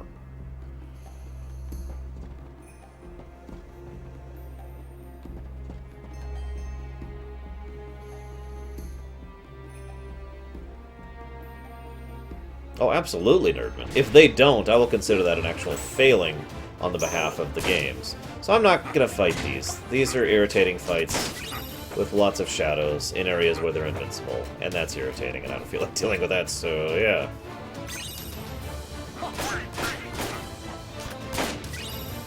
Actually, I have heard the theory that Mickey will be the last boss of Kingdom Hearts 3. One way or the other.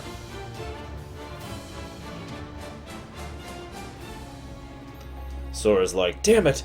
If I'm helping the enemy, then that makes me the enemy! Ugh!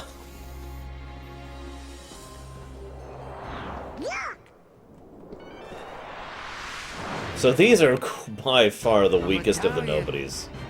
But they're also really cool looking. And I like how they show the non-standard style of existence the nobodies have. I mean, these things are barely humanoid. It's over.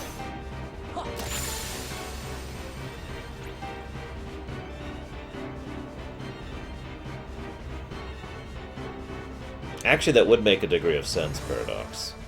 Since, you know, we do know that too much light is a bad thing in this setting.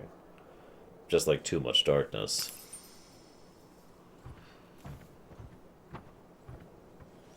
Three more to go. How do you know? A pirate must have a keen eye, else he won't be sailing free for very long. Savvy? What's that? In fairness, they called them medallions in the movie, too, so... Ahoy, mateys! Ridiculous imitation, and yet I'm flattered.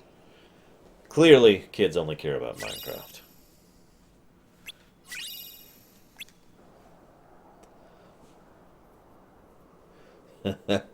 Or vice versa, Night Forager. I would still totally make Zagmus the last boss if I could, and have that lead into the second arc of Kingdom Hearts. The Kingdom Hearts, the Imperium.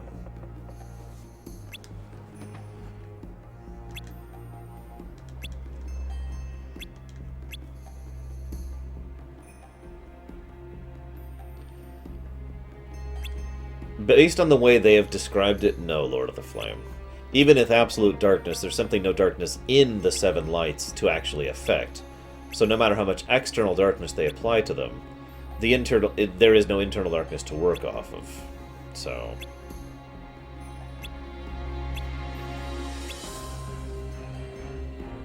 If one is to become a wise wielder of a Keyblade, one must embrace all the aspects of the light and dark, not simply the narrow dogmatic view of Ericus.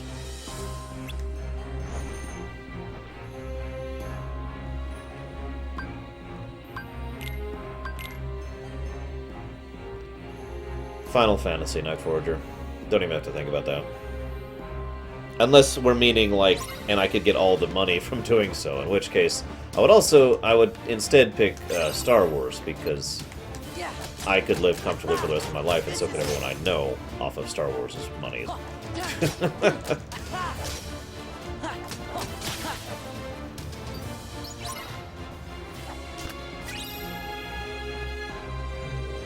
Actually, yes, there is Pandemonium, although this is kind of a controversial thing, and I've heard a couple people make fun of me for this. I would like to see Nintendo in Kingdom Hearts.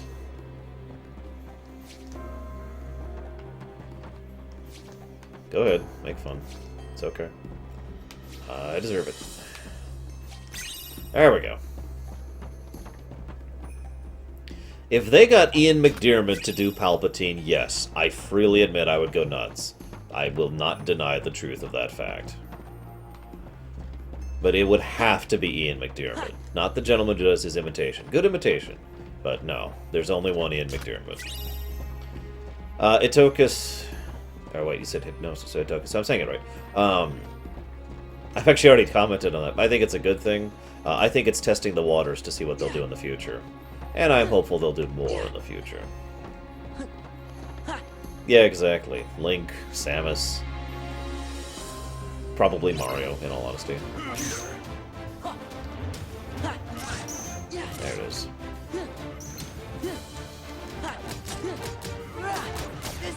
You'd be surprised, Deborah. But yeah, I think, in all honesty, Nintendo actually fits better with Kingdom Hearts than Disney does. Just my take on that. I actually thought about an entire series of how I would do things. Like, if it was Final Fantasy, Kingdom Hearts, and Nintendo instead of Final Fantasy, Kingdom Hearts, and Disney, and how I would make that work, and actually thinking about the story arcs and whatnot, and oh my god. I even mentally designed the Nobody of Ganon. Well, Nicolas, two answers to that. One, no negative effects, because he's a dog. Number two, Pluto has been, slowly been consumed by darkness and will soon be used to hurt all those he loves. Or maybe he's just a dog. I'll be honest, I think there's no negative effects because he's a dog. Yeah, Chrono Trigger, I think, would also fit surprisingly well. That's not all that I want, Guitar Wizard. There are other things that I desire. Actually, I would have Bowser never become a nobody. And I would actually present Bowser in his Mario RPG format. You know, in the SNES Mario RPG, in the Mario and Luigi series, and in the Paper Mario series, Bowser is actually a much more fleshed out and developed character than you'd think. And I would present that Bowser as the Bowser. And he would never become a nobody, in a similar manner to how Pete never gives into the darkness in his art.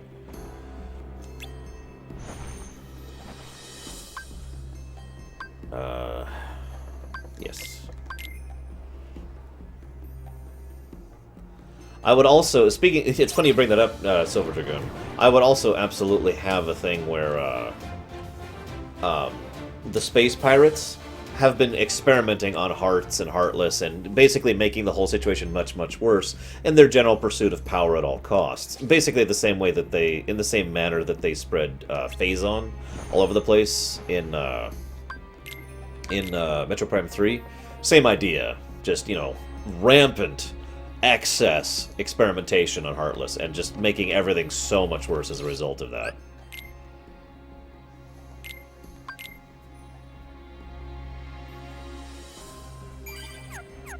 Yeah, Peach is also a much more fleshed out character in the RPGs. Absolutely, Atokus. I am very excited for that. Genuinely excited for the new Paper Mario / Mario and Luigi.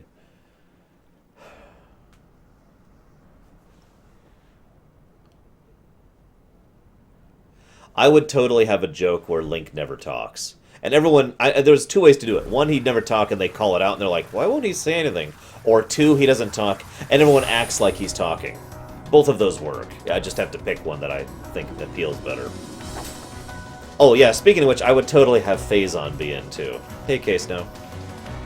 I legitimately would have Phazon and like have Phase be one of the worlds we go to, and have Phazon Heartless, and it would be awesome and horrifying. So yeah, that attack right there one-shot me when I was talking about that earlier.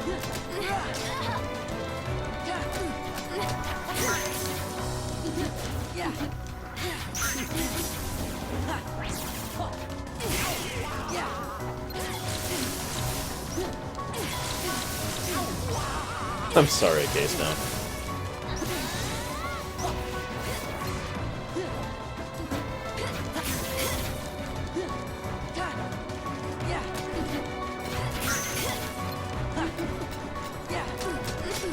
That is a little weird to think about, Green, I will admit.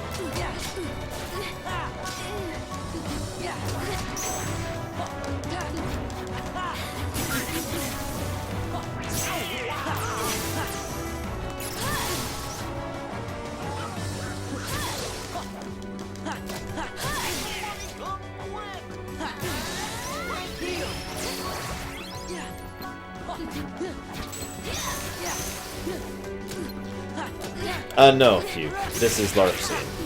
Or rather, an echo of Larxene, to be more accurate.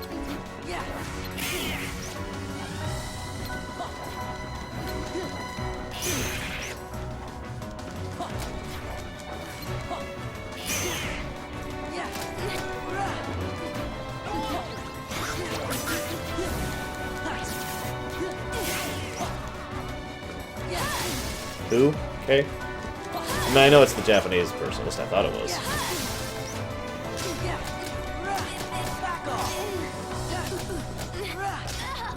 Never! Also, I have no mana, so it's kind of hard to use Reflect when I have no mana.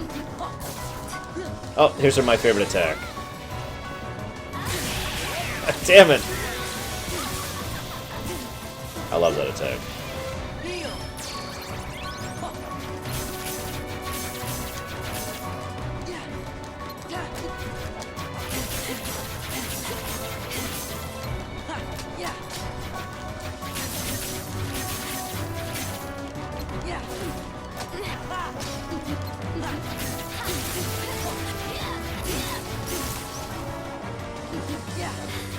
Not really, Darkrai. I mean, I've talked about them and how I prefer some and that I don't prefer others.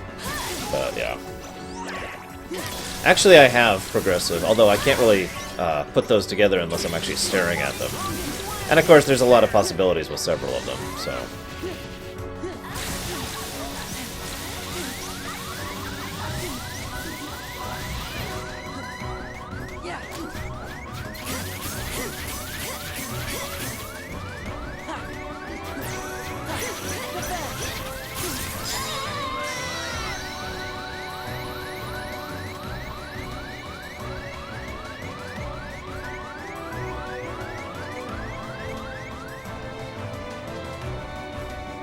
Yeah, Arlene, even though it's a little simple.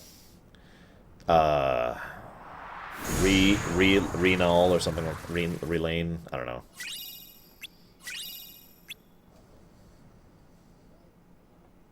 Guess I reflected her to death. Like I said, Reflect is so stupidly overpowered in this game. I actually don't like using it. Oh, excellent, Chaosbringer. No, I didn't. What was the Star Fox question? Damn it, brother. Relena? Yeah, I can see that.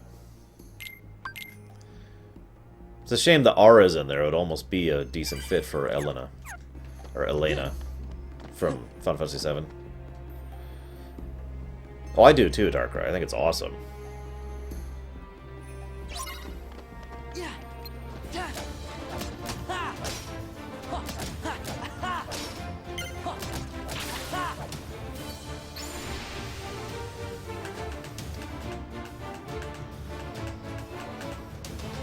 Unfortunately, there's no way to rearrange Lee into Reno. I haven't seen any of the recent videos.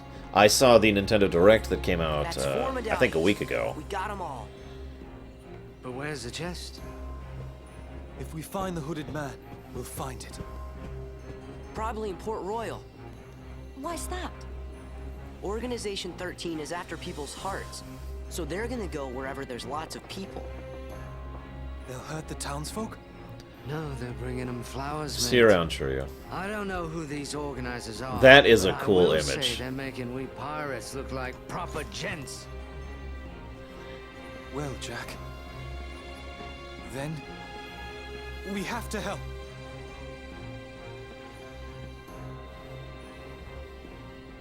Then let go and hold a run free.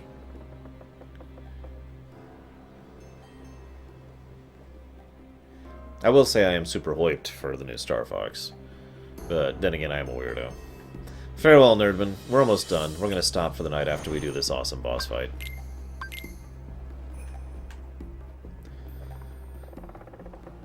I was actually just about to comment. You know, they're going to this place where there's lots of people. You know, lots of people.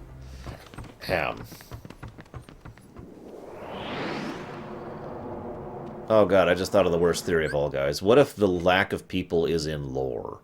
What if everyone is in such a fantasy storytale setting that they don't recognize that they are the only people in an entire world that should have lots and lots of people. And so they constantly talk about other people and talk about how they interact with other people, but there actually are no other people there. Like, they're all suffering the same sort of fantastical delusion. Go, he's for me. Now, to break that curse. Fuke, the organization members can access and work through the corridors of darkness, which can go anywhere and everywhere, Fuke. Then what's this? Oh, I understand. Go Jack worse must moment. have been cursed by that monster, not from taking the gold. Oh, I've no worries then. It's okay, Jack. We'll just have to defeat the monster, that's all. It's probably not true, because there's so many efforts they make to emphasize that there are other people, even though there aren't. But you know, it occurs to me that actually makes even more sense because... Okay, bear with me. We know that Kingdom Hearts and the Keyblade War split the world, the realm, excuse me, up into the multiple different realms, right? So everything is in pieces and it's all wrong. Okay, you with me so far? We also know that a lot of the Realm of Light stuff... How do I... Oh yeah, I gotta do that thing. Right. Is, you know, it kind of made up from what was left over after that split happened. What if... bear with me.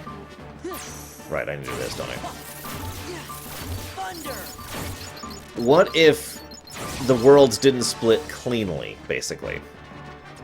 What if most of the people actually went into the Realm of Darkness and make up the denizens of the Realm of Darkness, and the people in the Realm of Light still basically have, like, understanding and memory of those people because of the fact that they used to, you know, they used to be there, and technically pieces of them is still there. It's just improperly divided between the two realms.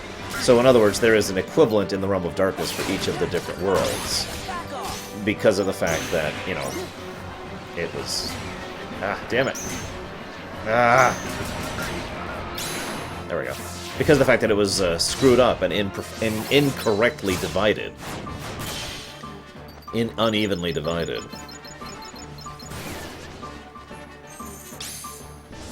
Yeah, and it would explain why there are so many thousands upon thousands of Heartless, because those are literally the denizens of the different worlds. It would also make the artificial Kingdom Hearts even more horrifying.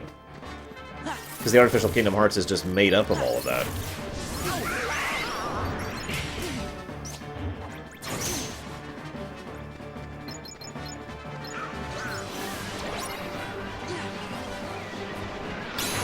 Well, yeah, okay, we already knew that. That's why I'm kind of just getting messed up by this theory that I'm tossing out here, because this makes too much sense. It actually makes way too much sense for this to explain a lot of different things, especially why the worlds are so damn messed up. And of course, let's be honest with ourselves, this is probably just me fan theorying. There's no way something that complicated would ever be in a Kingdom Hearts game.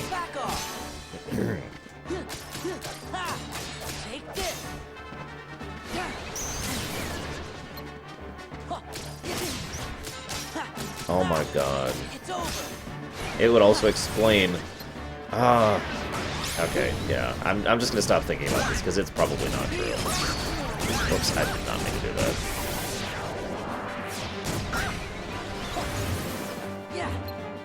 Well, now to be bored for a minute while I wait for my mana to come back. Actually, I can make mana come out of it by hitting him. It's a nice boss design, actually. Yeah, Aguirre. That's a good example of that. There are actually a lot of examples of that in 2 and in Birth by Sleep. Before I answer you, Samurai, have I finally gotten you with a theory?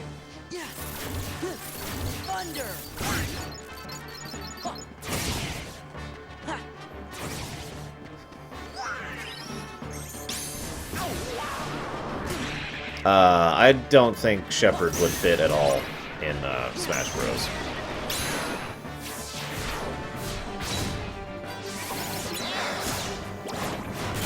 One of the things we were asking earlier is why so many of the worlds are so small, and yet at the same time there is one world that is actually massive for some reason, and we already discussed this.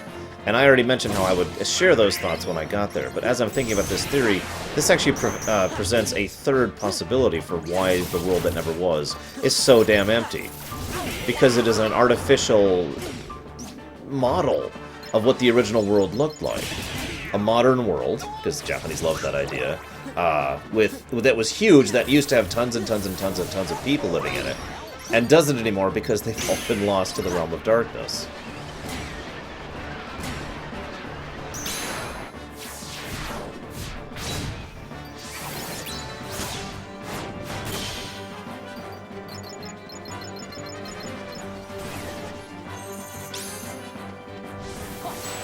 Because we can't have nice things, Nicholas, except, shoot. Apparently we've lost Twitch. I can only speculate on that since everything looks fine to me. As usual.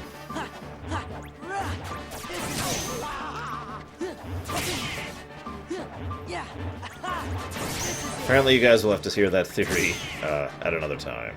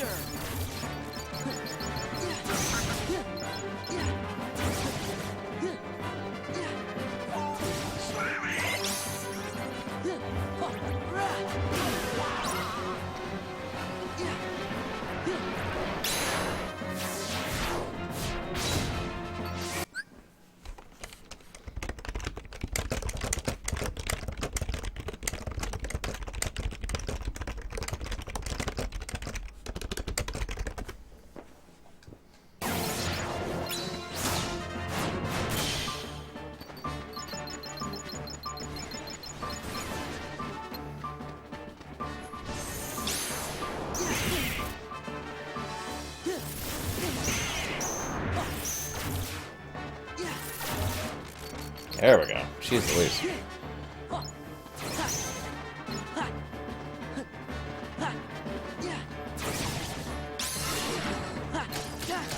Okay.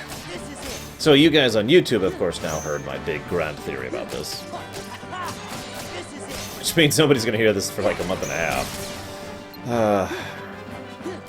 I'll save the rest of my thoughts until I'm live. So for those of you watching on YouTube, congratulations.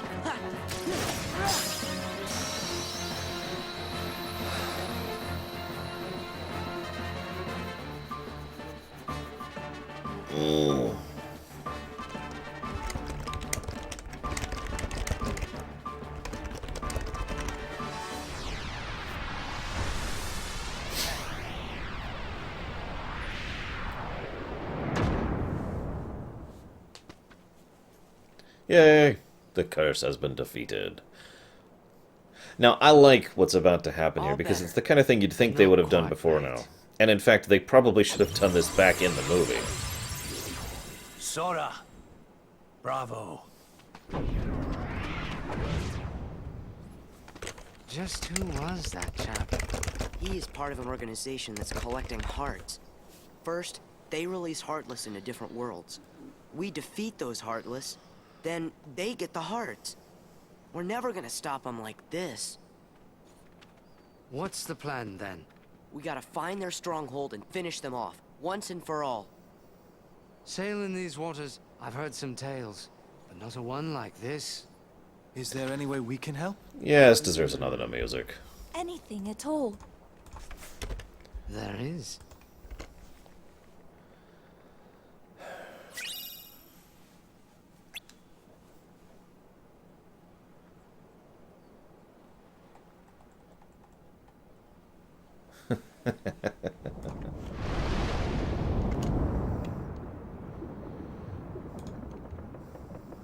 You know, I wonder if this works.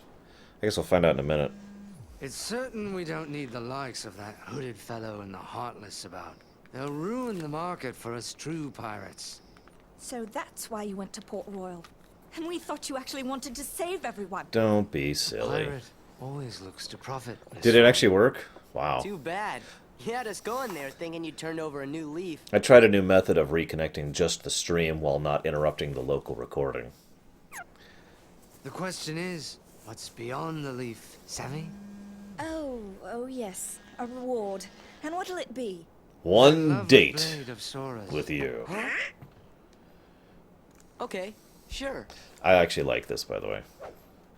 He's like, Hold on, that was far too easy. What's the rub?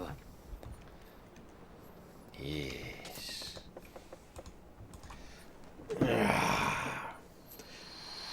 So, Oh, there you see. this is why people Well, you've can't always just got the steal pearl, Jack. keyblades. That I do. But someday I'll gather a bloodthirsty crew and come to take that blade. Chance by then, I'll have the way to wield it. And if I succeed, I'll ask you two to join me. That'd be reward enough. Done. Maybe someday Jack will be able to use the Keyblade after all. Doubt it. Why's that? Yeah, he and Sora are kind of alike, don't you think? Or not. Wah, wah. Fake laugh track. Gotta have those fake laugh tracks. So yeah, I actually think there is a degree of foreshadowing in that scene about the nature of Some say Jack Keyblades. Sparrow's the worst pirate ever to sail the Spanish Main. What's with the No one narration? could really mean that. Right. We know he's the best. I hope we'll get to see him again. Anyways. Yeah, obvious foreshadowing there. I'm not even gonna cover that. Well, let's see. Jack and Sora. Let's see. Jack is brilliant, but likes to constantly hide. Wait, they both have denial issues. There you go. Jack and Sora both have denial issues. Bam. We talked about that back in Kingdom Hearts 1 and why that happened, Fugue. It's that weird reading from before. See? I knew it wasn't a glitch. Yeah, but it's still all cloudy and kind of fuzzy. Well, we know one thing for sure. What's that? Whenever Sora, Donald, and Goofy go out and help folks, the reading gets stronger. Now, I have a theory about this. I wonder why. Hey, Sora, we're gonna try to find out more about this reading. And while we do, you fellas just keep on questing. We really are counting on you guys. So here's the idea. We should go to Atlantica. No, we're not doing that tonight. We'll do it tomorrow. My theory is that through artificial means, they have been trying to mask the world that never was, so that it couldn't be reached through ordinary means. What they're actually detecting is the artificial Kingdom Hearts, which is just the stronger it gets as more and more hearts are poured into it. The more difficult it is to mask until it gets to the point where we just have no chance. We see it. There's no disguising the world that never was from us at that point. I mentioned that as well because I don't think it was ever part of the plan for Sora to actually journey to the world that never was. In fact, if not for Axel, we probably never would have. So you guys want the tidbit of my theory. I'm going to talk more about my theory tomorrow. I want some more time to develop it because it just kind of blew up in my mind today. You see this world right here? You see how massive it is? Modern civilization. Lots of total emptiness, no people in it at all, but lots and lots of heartless. I think that the third possibility of why the world that never was is this way is because it has been artificially designed to be analogous to how the original world was, to be a housing for all of those people once they're reconnected, once they manage to end the tyranny of light and remerge the worlds. This will be their new location, their new home. I also postulate that this kind of a modern technology thing is one of the things the original world had. We see bits and pieces of this everywhere, and as I've mentioned before, Japanese games in general really like that trope for some reason.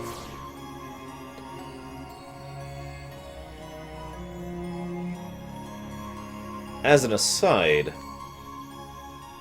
it's basically like an arc samurai, which fits with the ideal. If you remember, one of Xehanort's stated goals is not just end the tyranny of light and rebalance everything, but for him to help reorganize things and for him to make everything work properly in the new world, in the new realm, the one cohesive realm. So it would make sense that he would use 10 years of time and the massive amount of resources and power at his disposal, both in Radiant Garden and then later on in the organization, to build this entire world to be this arc.